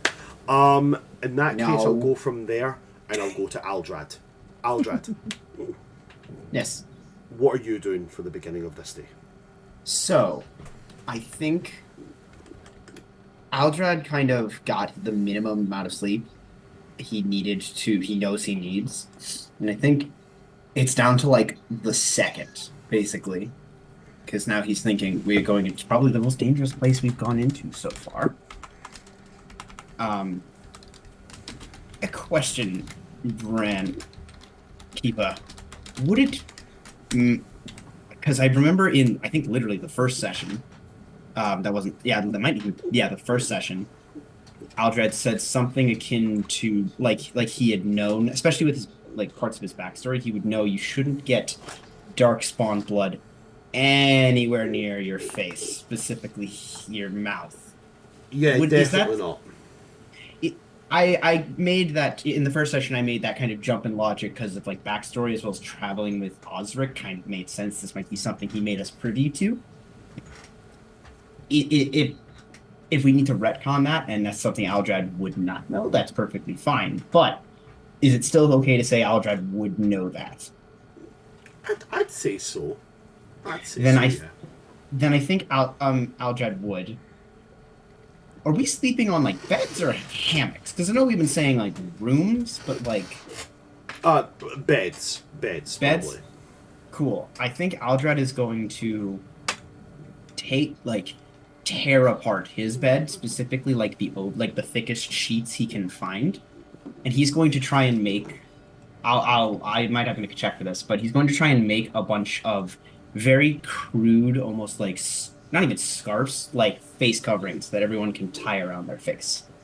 I don't think that's going to be anything that requires a major check. You're essentially cutting a square of fabric and folding it in half to make what is essentially a bandana face covering. Like, that's not massively difficult. So, I think he's going to check needed. He's going to make one for literally everyone in the group. He's going to make one extra big. He's gonna make one a little bigger for Tishath, and he's gonna make another one even bigger with the idea of giving it to Cuthbert. He does not know if that will work or do anything, but he wants to think sure. But he'll think, you know what? I've never seen a darkspawn horse, but that doesn't mean they don't exist. Can't happen. So he's gonna make one for Cuthbert, and he's gonna make a bunch of extras just in case someone has a tendency to get blood soaked. Well, everybody is gunning for the Sir Rowan approval today, aren't they? Like, if we're bringing the fucking horse, he's the guy who. Here's the thing. I think Aldrad is one of those people that he's not gonna. You're gonna say something around him, and he's gonna look in one direction. It's like there's no way he heard that, and then like 2 weeks later, he's gonna bring it up because like yeah, he heard it. It's like what, you were listening, and it's like what? I was quiet. Did you think I wasn't? In that case, Aldrad, that is very easily done. Very, very easily done. I think he's going to make all of those and then find his way to the common space. Just pass them out with the explanation. We are going to be encountering Darkspawn. Keep this wrapped around your face at all times. We are under the deep roads. We are in the deep roads. I will not risk one life in this group. to those vile beings. Basically to everyone. And he'll say he'll add on to anyone who practices magic. I apologize if this makes things more difficult.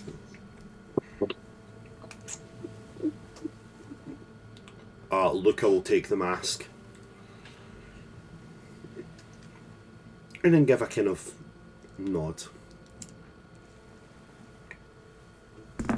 Rhiannon will take the mask and she will just shrug and say it doesn't change anything for her. Her magic is not what she fights with. Fair enough. Vitana takes it and is like, I think I will still be able to mock them as I kill them, even with this on. So it should be fine. Excellent. I have no other way. The Peacock is going to take a look at it and be like, this really doesn't match anything I'm wearing. Oh, give me a break. I'll dye it blue. What color is he wearing, actually? It's like fucking magenta. Like, magenta and white and like burnt orange and like mustard yellow and like, oh, it's just swaths of color. I'll punch a merchant for some dye in the next town we get just for you. I will hold you to that. Please do. Okay. So is everybody in this room together now? Except from Tira. I had gone to look for Tira. Okay. So as Vessa's wandered off to Tira, Tira, are you easy to find or are you difficult to find? Just in my room. Just in my room. Just in your room. So in that case, I'll say Vessa is probably one of the first places you start, is looking in the room. You're able to find Tira. Right. I knock first.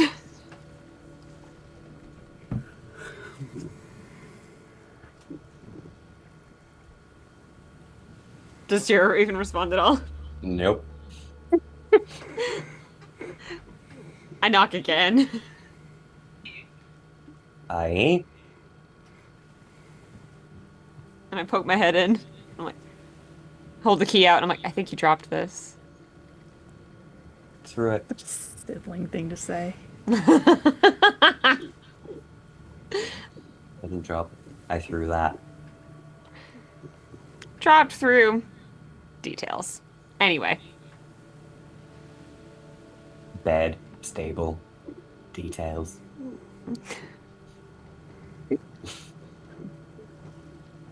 Anyway, you wanted to talk to me about something, I assume, since you woke us up? Oh no, I was just doing that, seeming everyone else was up, and it was only a matter of time before someone who wasn't going to be as cool about it as I was going to walk by. Well, appreciate the warning, I guess. I'm going to set the key down with your stuff. Sure.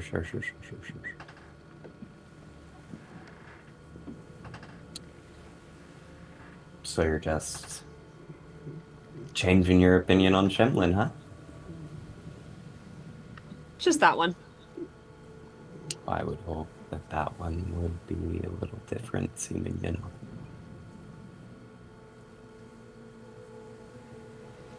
I am able to put two and two together. I don't know to guess. And neither do you, I hope.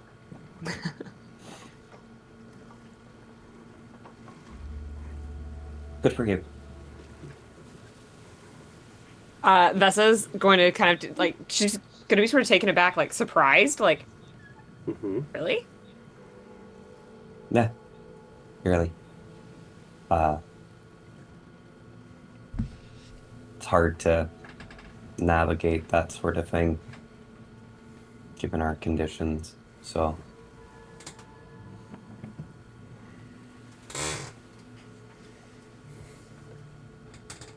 Thank you.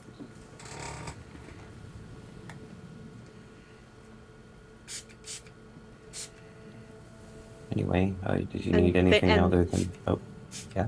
And thanks for clearing up the the wolf pelts problem.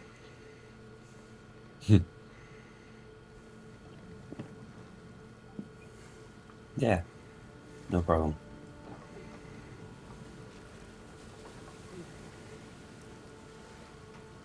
going to softly exit. Pursued by a bear. Right before you leave, she'll like go to say something and then she stops herself and lets you leave. Dara, now!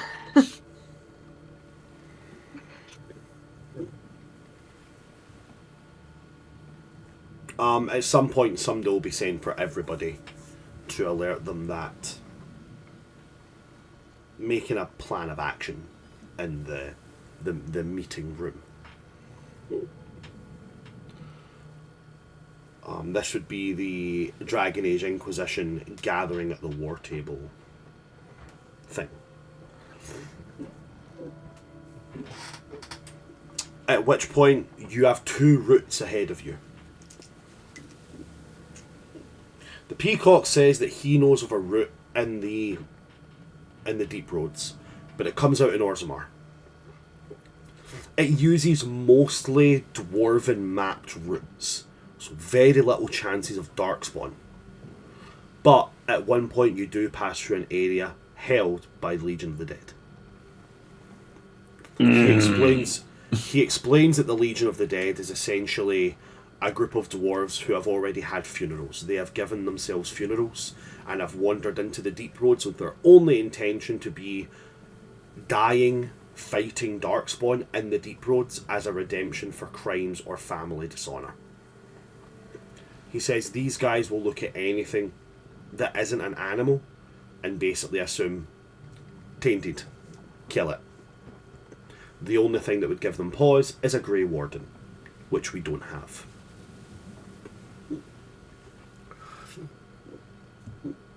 Luca then will tell you about the route that he knows of. He says it's shorter, you'd be in the Deep Roads for a lesser period of time, and you would come out just south of the Deep Roads. Just south of the mountain range of the Frostbacks. He points to an area. I'll send you guys the map so that you know what I'm talking about. But the area that he points to, now when I go to my map so that I can see it, there we are. You would come out just around about the hard west of Lake Calenhat, around about an area called Sultrus Pass.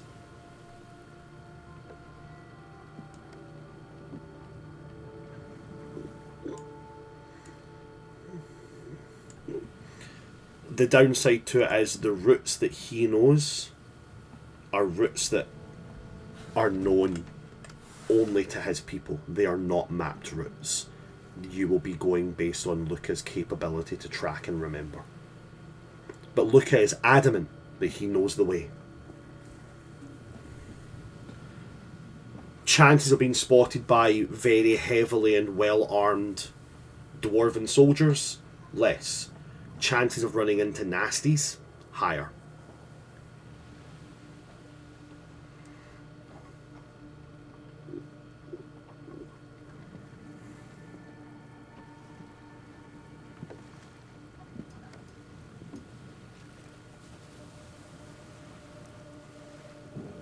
You say Lucas route has the higher chance of nasties? Higher chance of, like, Deep Roads nasties. Darkspawn, demons. Deep Stalkers.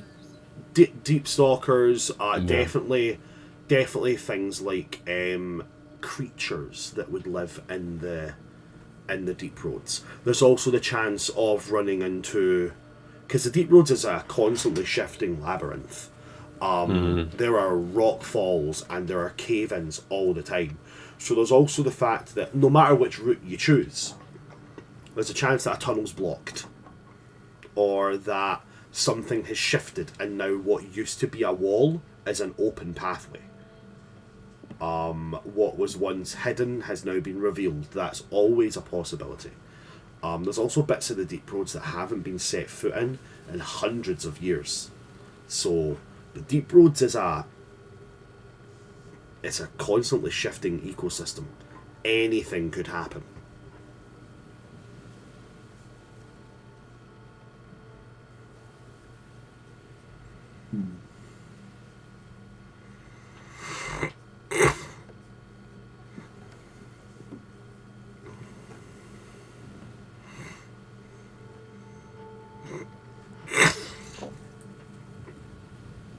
I trust Luca. Yeah, I'm gonna side with Luca here. Okay. Meryl? With her son, of course. But she is gonna very quietly to him ask, like, are you going to tell them about the whispers?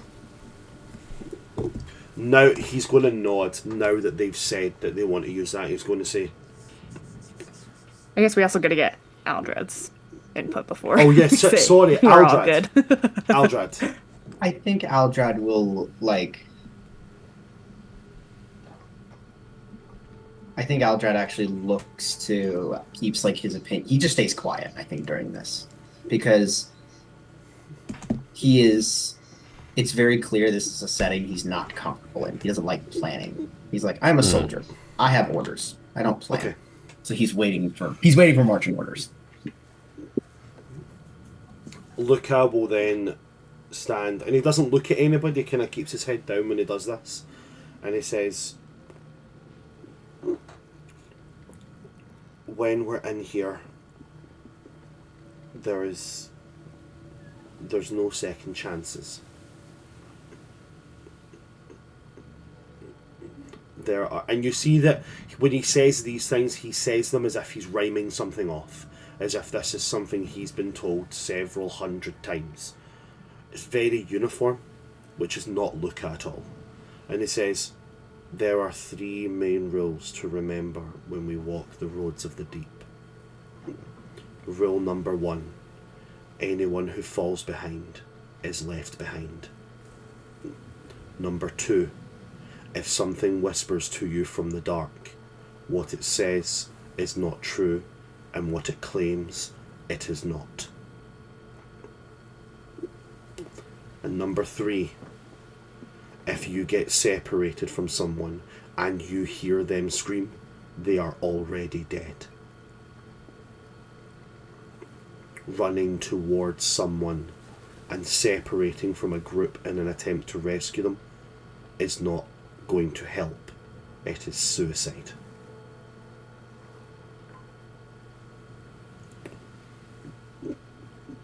There will be a point that we reach in this journey where you will hear whispers. You cannot answer them. You cannot respond to them. You cannot allow them any kind of attention.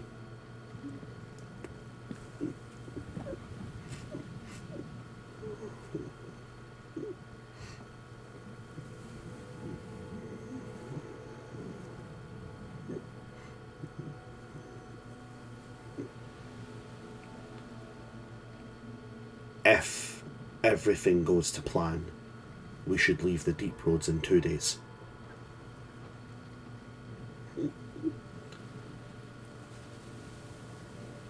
Which is substantially less than the Peacock's one, which would have taken you on a big U-shaped wandering tunnel for about a week before you reached Orzammar. Oh yeah, the deep roads are massive.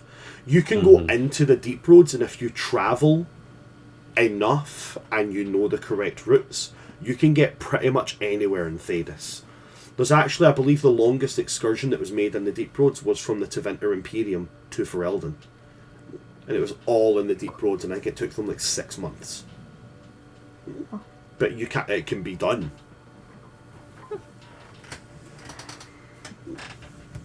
I mean, the excursion that you go on in Dragon Age 2, that's like, what, 4 or 5 weeks?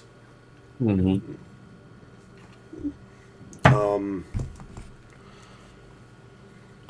But anyway, yeah.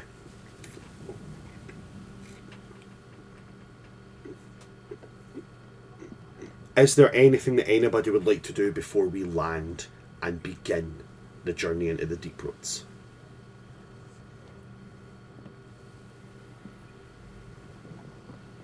Tira, is there anything you want to do? No. They I mean, said yes, but no. otherwise. Yes, but yes, Do but it. no. Do it! Do No, Tira won't. it. Mm. You do what you want to do right now. Me? Yes. Tira? No.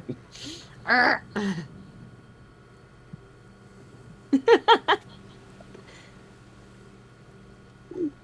So nobody's doing anything? I don't. Okay. Go look at the water. Then in 6 hours' time, you land. I do one thing. Sorry, Oh, I yep, just go thought ahead of it. now. Yep, go for it. He's probably going to say no. But can I try to pull Rowan aside? Yeah, you can. He might say no, and that's fine. He doesn't like me. I get it. No, so I kicked the puppy. I know. so I will say one thing that's probably a bit more obvious with Rowan is that Rowan is no longer. It's all everybody's always done the whole thing of like, oh, Rowan and Vesa sitting in the tree. But Rowan has never ever made any kind of like assertments towards it. In this particular instance, Rowan is like standing closer to Vesa. I'd say if Vesa is also open to it, he'd probably be holding Vesa's hand. But that would be dependent on Vesa. There's definitely more of a physical approach on Rowan's side, as in he's standing closer to Vesa. I think more likely Vesa is like paying attention at this war table and probably just kind of like has her arms crossed as she's like listening. So I would expect him to maybe like put his hand on her shoulder or something instead. But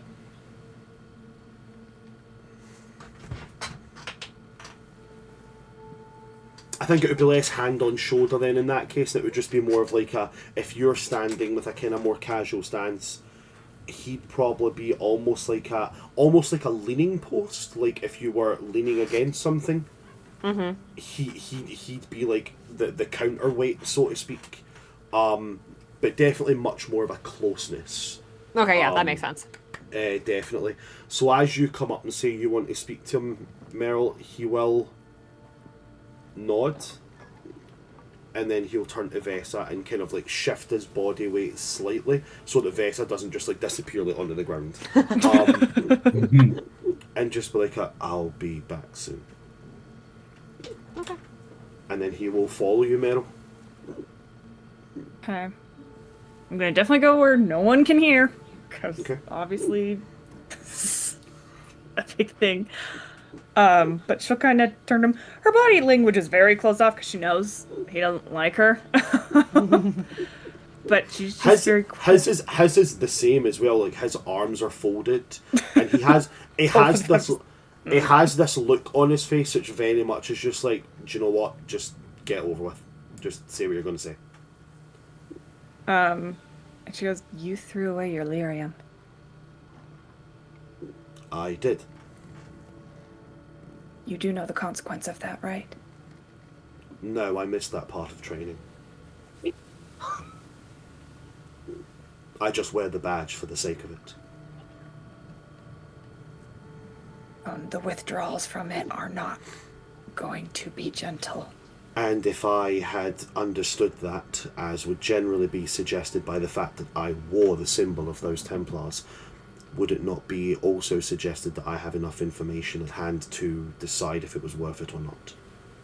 I understand that, but we're going into the deep roads, and having you going into a state of psychosis when there's whispers going on all around us is going to be very difficult to keep you safe. And you want to keep Vesa and your horse safe, right? Well, what does it change for you? You didn't trust me anyway.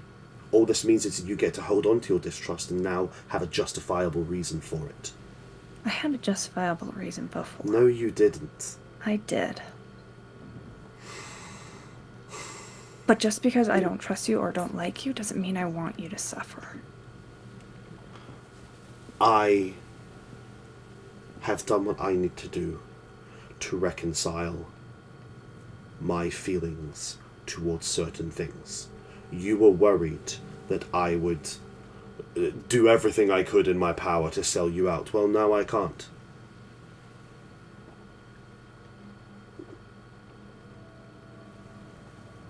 I will not be that thing anymore. If that means I have to do this, then that's what I will do, and I will take whatever comes with it.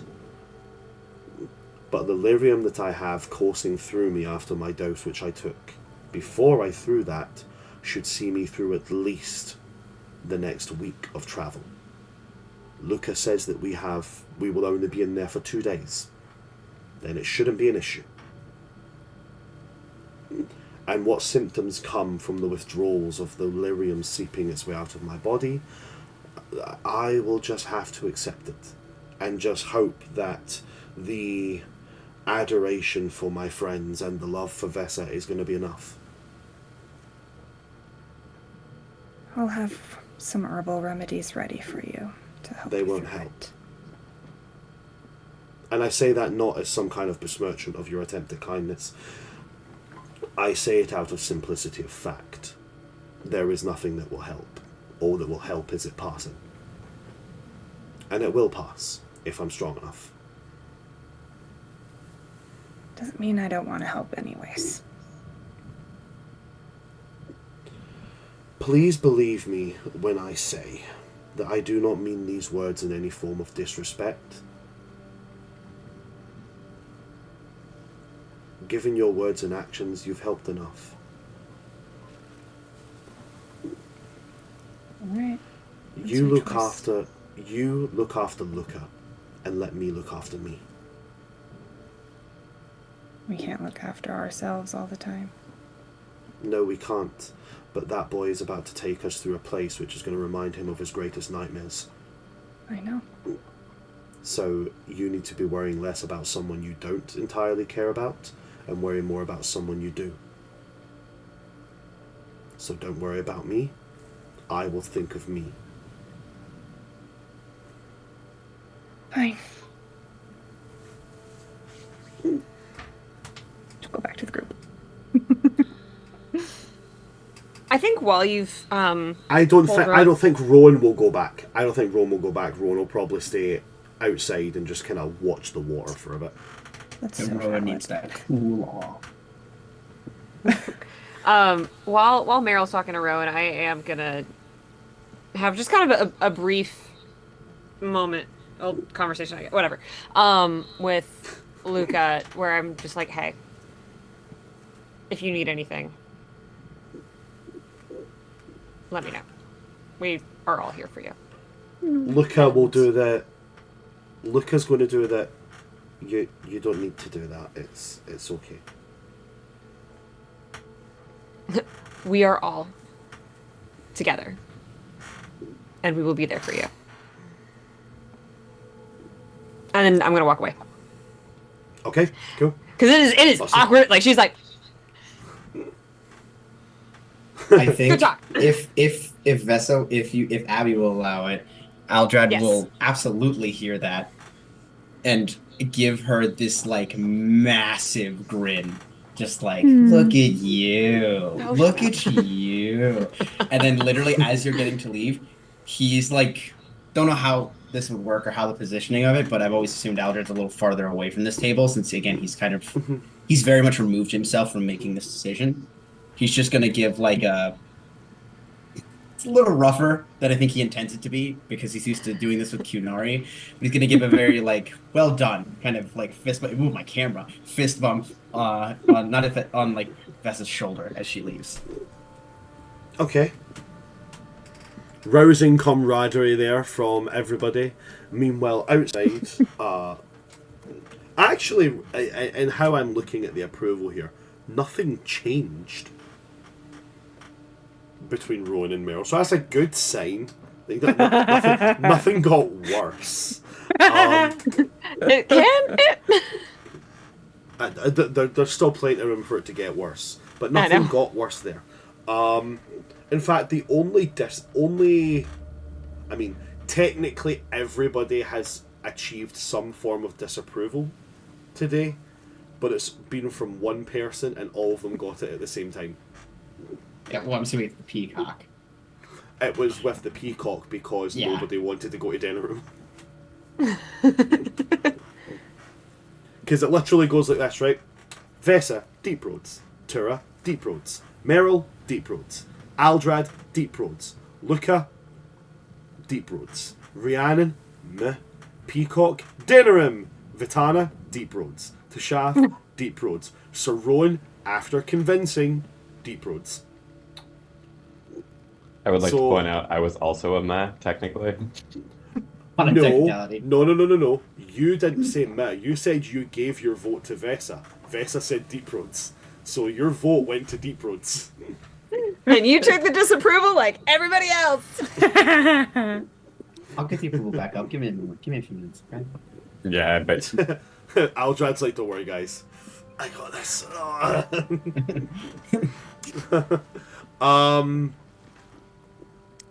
Real quick with when Aldred's like, look at you. I was like, yeah. Cute. Okay. Anybody else got anything they would like to do? nope, just staring at the water. Okay, so then our last half With hour is Rowan, gonna- you sure? Oop. Rowan's look at the water too. Yeah, you're out there. Just, Mm, Then with our last half hour, oh sorry, go ahead. What you saying? no, it's fine. I don't need to dive into a new RP scene. It's fine. Yes, do it. Do it! Do you know what? RP! No, if you want to do an RP scene, that will take precedence. Yeah. Let yourself RP! After a few moments of silence, I will acknowledge Rowan's existence and just like take one step closer every couple seconds. Okay. Love it. After maybe like the fourth or fifth step, Rowan is going to go, you know, you could save yourself some time and just walk the rest one after I the other. don't want to admit that I'm going to you for advice.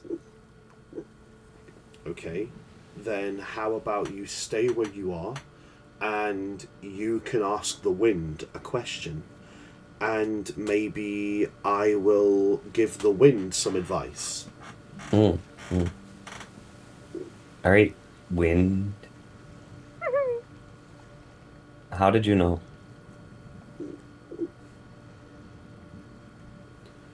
Wind, I hear your question, but I'm afraid the vagueness is making it difficult to answer. Jeez, she'll turn and directly face him and be like, As you turn to off, he's going to go, do you mind? I can't hear my friend, the wind. "You're about to feel your friend, the ocean." No, how did you know of Vesa? We have terms for different levels of strong feelings and seeming. I think you know that I know that you know that I know that you and Vesa know each other pretty intimately now. I just Goes up, like that red that creeps up the neck. I just. There's been a few times that we've been close to death, I suppose. And I find myself thinking of the same person every time we do. And it makes me feel uncomfortable.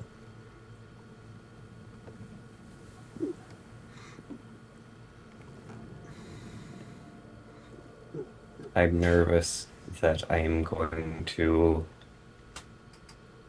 die before I ever say anything.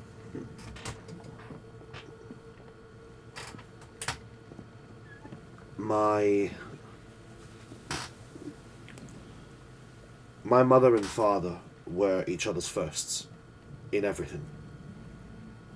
First time they held hands, first time they kissed, first intimacy. They were each other's first in everything. And I asked both of them at one point how they knew they were the right person, and they both gave me different answers. My mother said that she knew because whenever she woke up in the morning and my father was next to her, nothing felt like it was too much. Nothing that he could have asked for was ever above and beyond. When I asked my father said it's because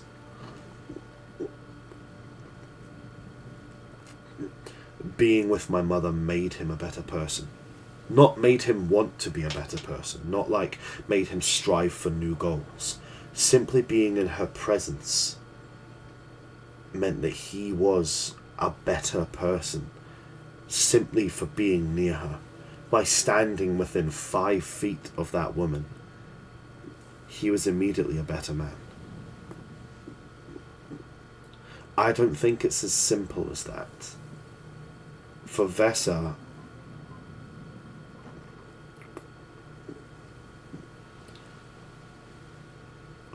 I feel like both those things are true. Being near her makes me better. I know that much. We all kind of see it. But it's not just that she makes me better. Everything is bearable around her. The hardest of difficulties and weights become just weights, just difficulties. When I woke up this morning, I thought it a dream.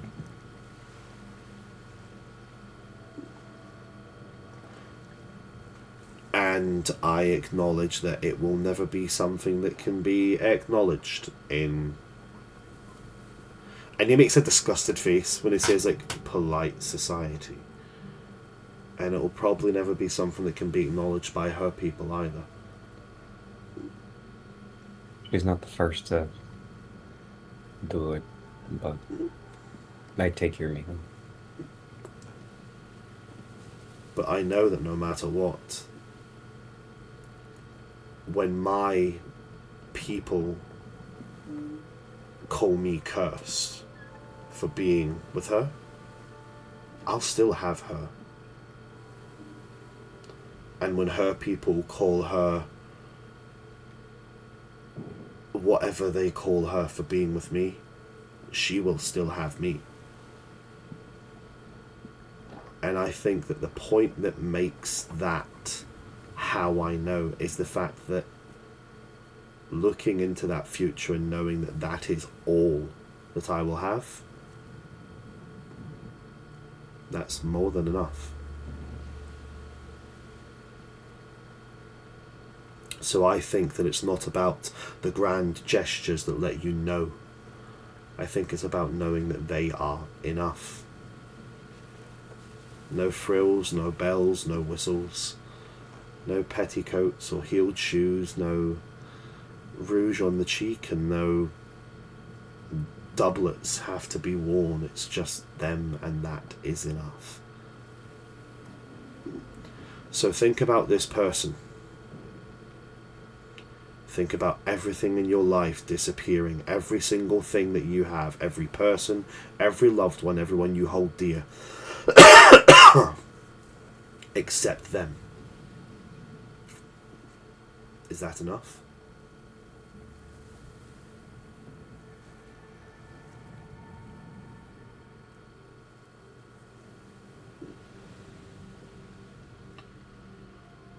She'll just kind of like stare at her feet and then just slowly nod.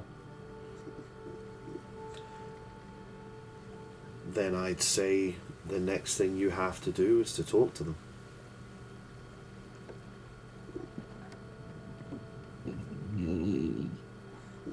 I didn't want your advice to make sense. I Nobody just ever wanted does. you to tell me I was wrong.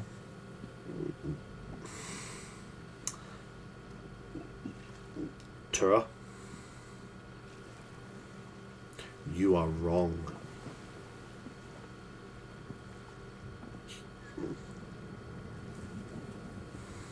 I will give him a hug. Watch that approval rating go up. supposed to be like cute.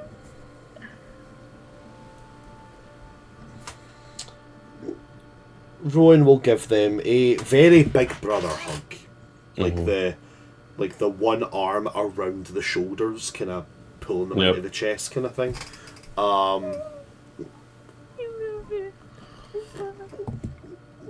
As he's there, he will say, not to push my luck or anything, but do I get to know who we're talking about? Or You don't like them very much, is all she'll say, and she'll back out and start waddling away.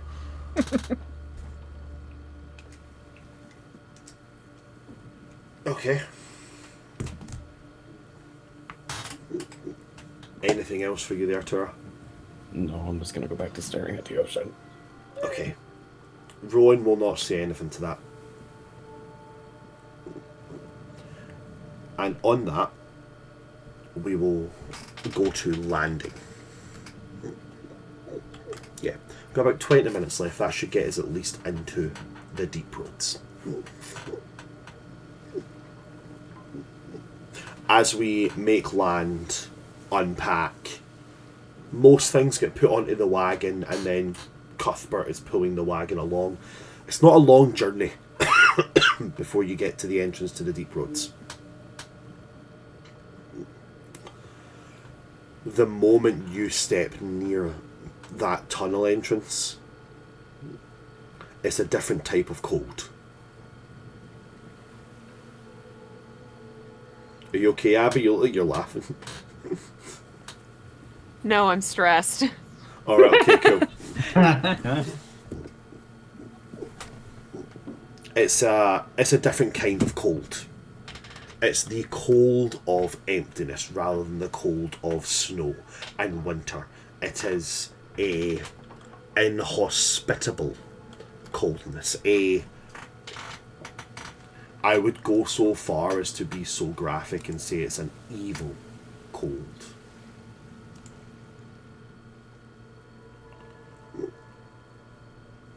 There's a whistling gust, frigid, that peels out of that cave, buffets you all.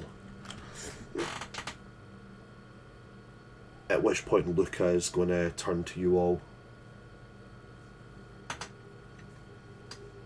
This is where we go in. It'll be a couple of hours before there's any kind of bend in the road.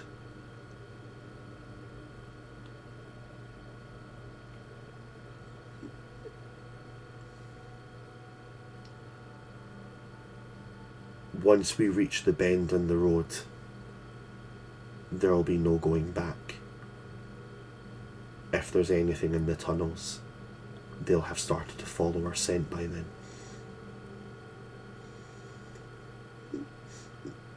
You need to make your decision now if you want to come or not. Rowan is going to make his animal handling check to see how Cuthbert does. Since I picked up animal handling with the level up, and have been hanging around a lot, can I assist in some way? I'd say given something like a help action or something like that. Yeah. I don't believe there is a help action in Dragon Age, but I would go so far as to say rather than giving any kind of advantage, I'm pretty much just swapping out the idea of advantage from your typical Dungeons and Dragons setting. I would swap that out for just giving like a +2. So if you want to, you can give a +2 on that. I would love to. So in that case, that will become a 18. Cuthbert does get a little bit skittish as soon as that big, like, cold buffets out. But Rowan has a hold of the reins and puts his hand on the side of his head. And it's almost that kind of like, you know, that really, really cheesy scene that you would get in movies where like one person's trying to calm a horse down and then somebody else comes round the other side kind of thing. So that and Cuthbert will settle down. I'm gonna pet Cuthbert's nose and be like, it's okay. It's okay. We're gonna be fine. This massive horse settles down, I'm gonna boop his nose. I'm just gonna like nose to nose on Cuthbert. Cute. Luca is... While that's happening, Luca is making, like, so he's got his staff and everything out, and he's, you know, you can see him kind of grinding the bottom of his staff into the ground in a manner of, like, flattening it so it's more, like, capable for, like, going down steep slopes and such. And as he's doing that, you see he also takes out the dagger that he usually keeps hidden and straps it to the outside of his thigh, making it, like, readily accessible. And to any of the mages that would see him do this, it gives an eye to them, and it's just like, there's no rules about magic down here.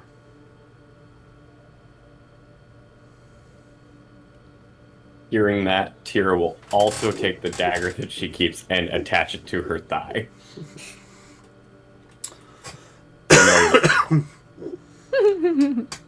Rhiannon will take off every single piece of pack that she has and put it in the carriage and take out her big two-handed sword, giving it a couple of swings, making sure, then putting it on her back. Vitana is buzzing for this. She's got like the outer, like the kind of almost like crop leather coat of her armor off, so it's just like the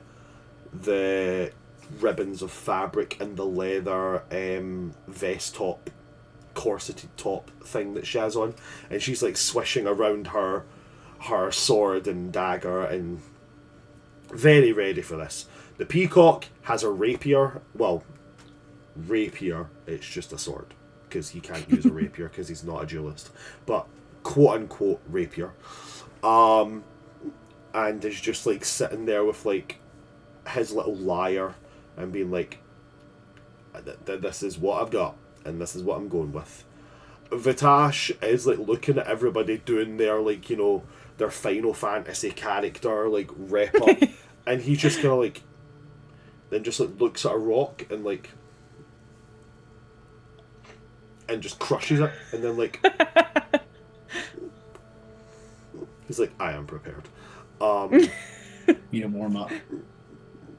Rowan will go to the carriage, get his sword and get his shield. This will be quite evident to everybody. His shield now has a big massive scrape down the front of it, where evidently the flat of a blade has been taken and rubbed against it. So the Templar sign is not there. It's just a shield with a big scrape down the front of it. Baller. And the armor that he wears, usually Templar armor has like red, like fabric vestments. There is visible signs where that has been very, without a lot of care, cut away. So it's like little poking out bits of torn red fabric. And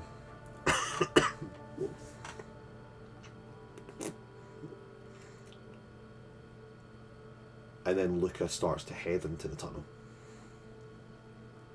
I think then mirroring Natasha's very blunt kind of showing, he'll just throw his pack onto the cart, and he's not going to leave his sword in. It's going to he's going to fully take Chainbreaker out. He's actually going to put the sheath also in the cart. Mm-hmm. Just to show this is never being unsheathed for as long as we're under here. Mm-hmm.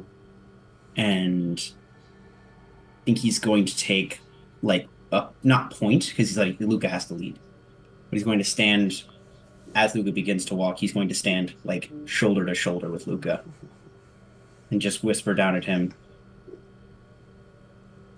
"Lead on, my friend. No harm shall come to you. This I swear." Tracking roll for Luca.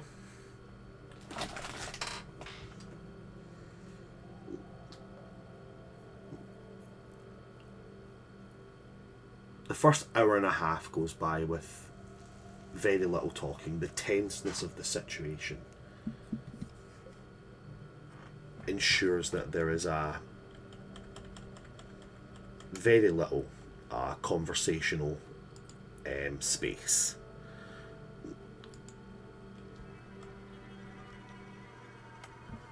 As you, every couple of steps or so, not every couple of steps, sorry, every maybe half an hour or so, Luca stops, hand to the ground, but he doesn't move it around as if he's feeling for footprints or anything. He puts it flat on the ground and just waits. And then he gets up and moves. And then he does the same thing after about another half hour. Gets up and moves, and so on and so forth. Until eventually you see a point where the road starts to curve and go down. And Luca puts his hand on the ground and looks at the tunnel. And he says, "It's that way."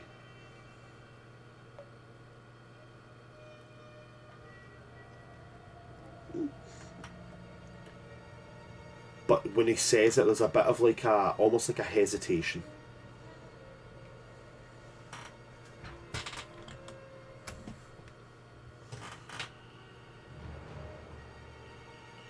He doesn't say it and then start moving. He says it, and then it, like, his hand does that flexing thing as he kind of rocks on the balls of his feet, hesitating to move forward. Meryl will step up and do like the classic parent thing where they like put their mouth like right against the kid's ear. Oh, I know, I lost Jack! But no! Oh no. Not right at the end! The deep road's got him! Damn deep roads and their deepness.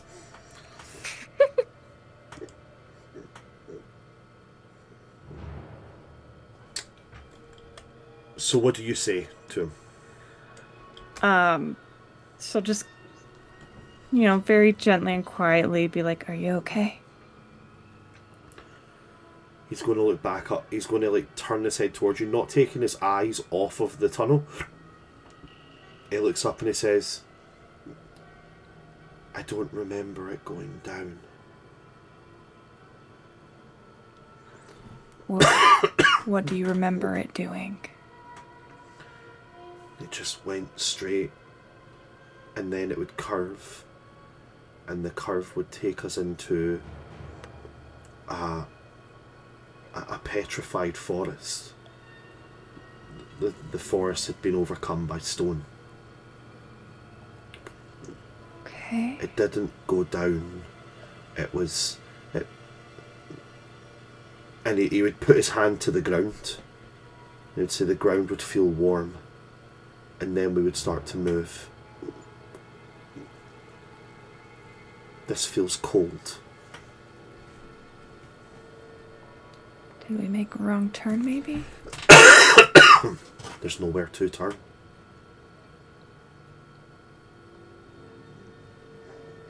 Did we go in an entrance that wasn't the one you're used to? No, this is definitely the right one. I can see the carvings that we've made on our journeys before. And he walks over to the wall and he points where there is very, very crude, but very evidently Dalish carvings. And he says, "These, we made these. These are signifiers that this is where we take the turn." Well, the deep roads can change, right? Yes, the deep roads can shift. Maybe it's shifted a bit.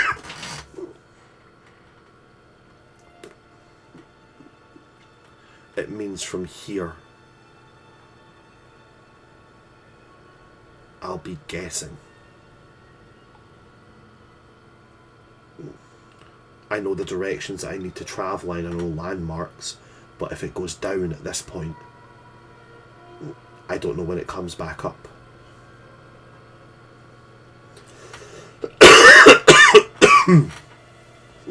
You feel confident enough to do that?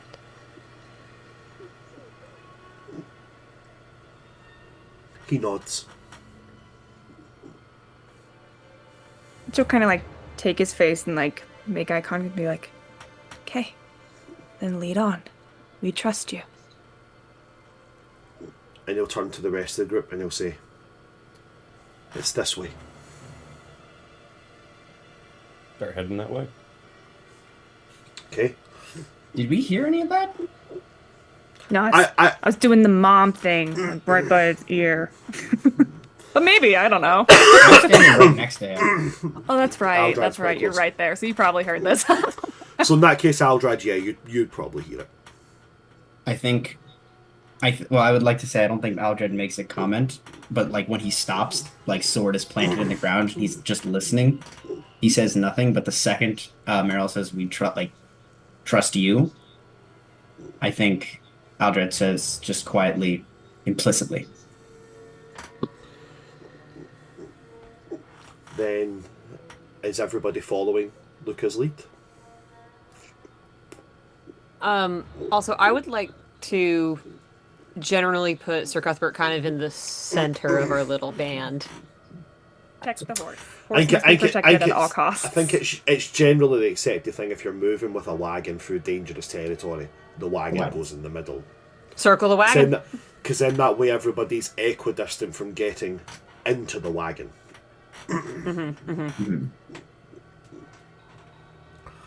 Then in that case, you start moving forward, goes into a bit of a descent.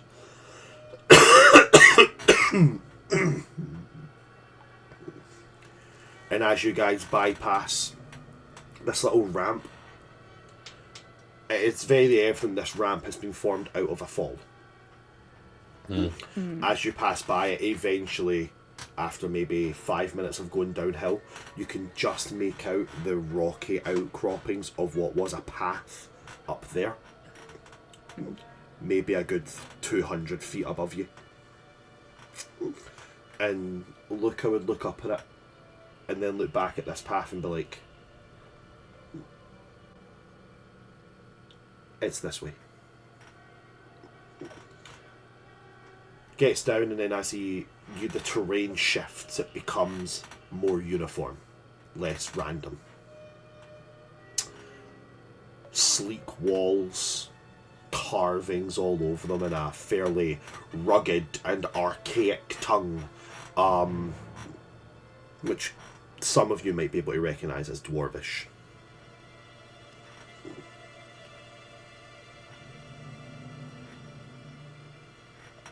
And then, approaching the end of this stretch of pathway, a big angular archway. And as you step out, you see in front of you the stretching of a wide and vast set of dwarven ruins.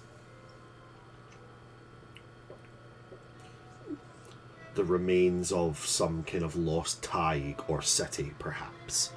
They're fairly common in the deep roads to stumble into a taig that hasn't been seen in a while. The difference with this one is that as you look down over it, you can see evidence of darkspawn, using this as some kind of fortification. Luca will point on the other side of it to where you can see a caved in piece of wall that has fallen through and a pathway. And Luca will say, we have to get over there.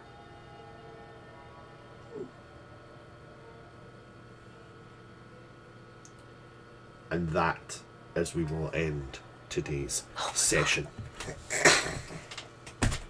So, I'm just going to get right to it. I'm just going to get right onto it. And I'm going to say that was one of the best sessions of a Dragon Age campaign I've ever had in my life. Yes. I don't sound same. And I understand that the whole point of MVP is to single out somebody who put a lot of effort into a session. I am using my powers as God to say that I'm going to give each of you a free focus for use. Stack. I would say in this particular instance, yeah, I'm going to let them stack. Cool. Because everybody was phenomenal today. Every single person did a great job today. There's not... I could sit and I could go on and on about the steps Merrill took to ensure comfortability with Luca and taking that step of I might not like him, but I want to help him with Rowan.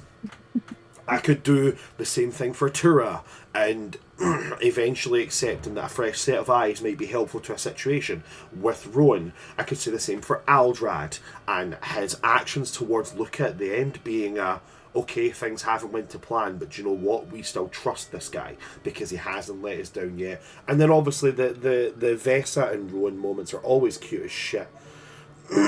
But these ones reached the point of beginning his particular character arc. And that's good for... So, do you know, I'm not making any decisions. Everybody's getting MVP today.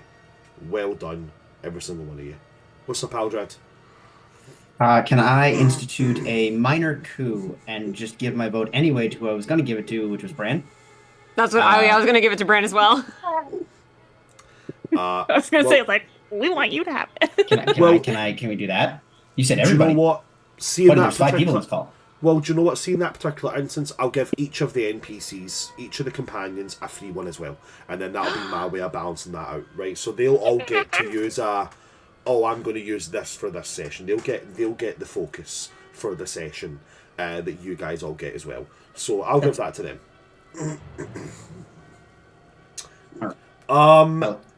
I'm not going to ruin this with a cutscene. I think that was a good ending there. That was a very good ending. So I'm just going to say to everybody, thanks for coming to see us. If you enjoy what you've seen here today, please consider going and checking out our other shows. And do consider checking out all of our social medias. We are World Tree Quests everywhere. You can find me on my personal stuff, which is Oops All Brands. Again, it's Oops All Brands everywhere. So please do go and check that out. I'm now going to pass over to my players and let them plug anything that they would like to in their upcoming lives. So I'm going to start with yourself, Jess. Let's see. So there's 2 Disguise on Wednesdays, but we're on hiatus. So other than that, I mean, I'm in a podcast that Wacky runs. And then other than that, I'm here and I'm happy. Fantastic. Thank you very much for that. Jess, Abby, what about yourself? You can follow me on WittyXWitch on any socials. I'm here and also I'm recording 3 podcasts right now, including Wacky's. But as far as I know, nothing has been posted yet, right, Wacky? That's what I thought. Okay, so yeah, No. I'll plug them all again when they're all up. Fantastic. Thank you very much for that then. Abby. Jack, anything you want to plug at all? I'm Jack everywhere. Promise I'm writing. Yeah, that's it. I promise I'm writing. So valid. That's it. Absolutely love it. And last and most certainly not least, Jason, anything you want to plug at all? Sure. I am very tired. I run a podcast called Dicey Tables Podcast, and we should be up in the next few weeks with the first episode. Wait, I want to plug the game tomorrow. Welcome to the Academy. I got a comment. Welcome to the Academy on here. Welcome to the Academy. There's pain. Fantastic. Thank you very much for that then. Well, if that's it from all of my players and that's it from me, well then that's it from us.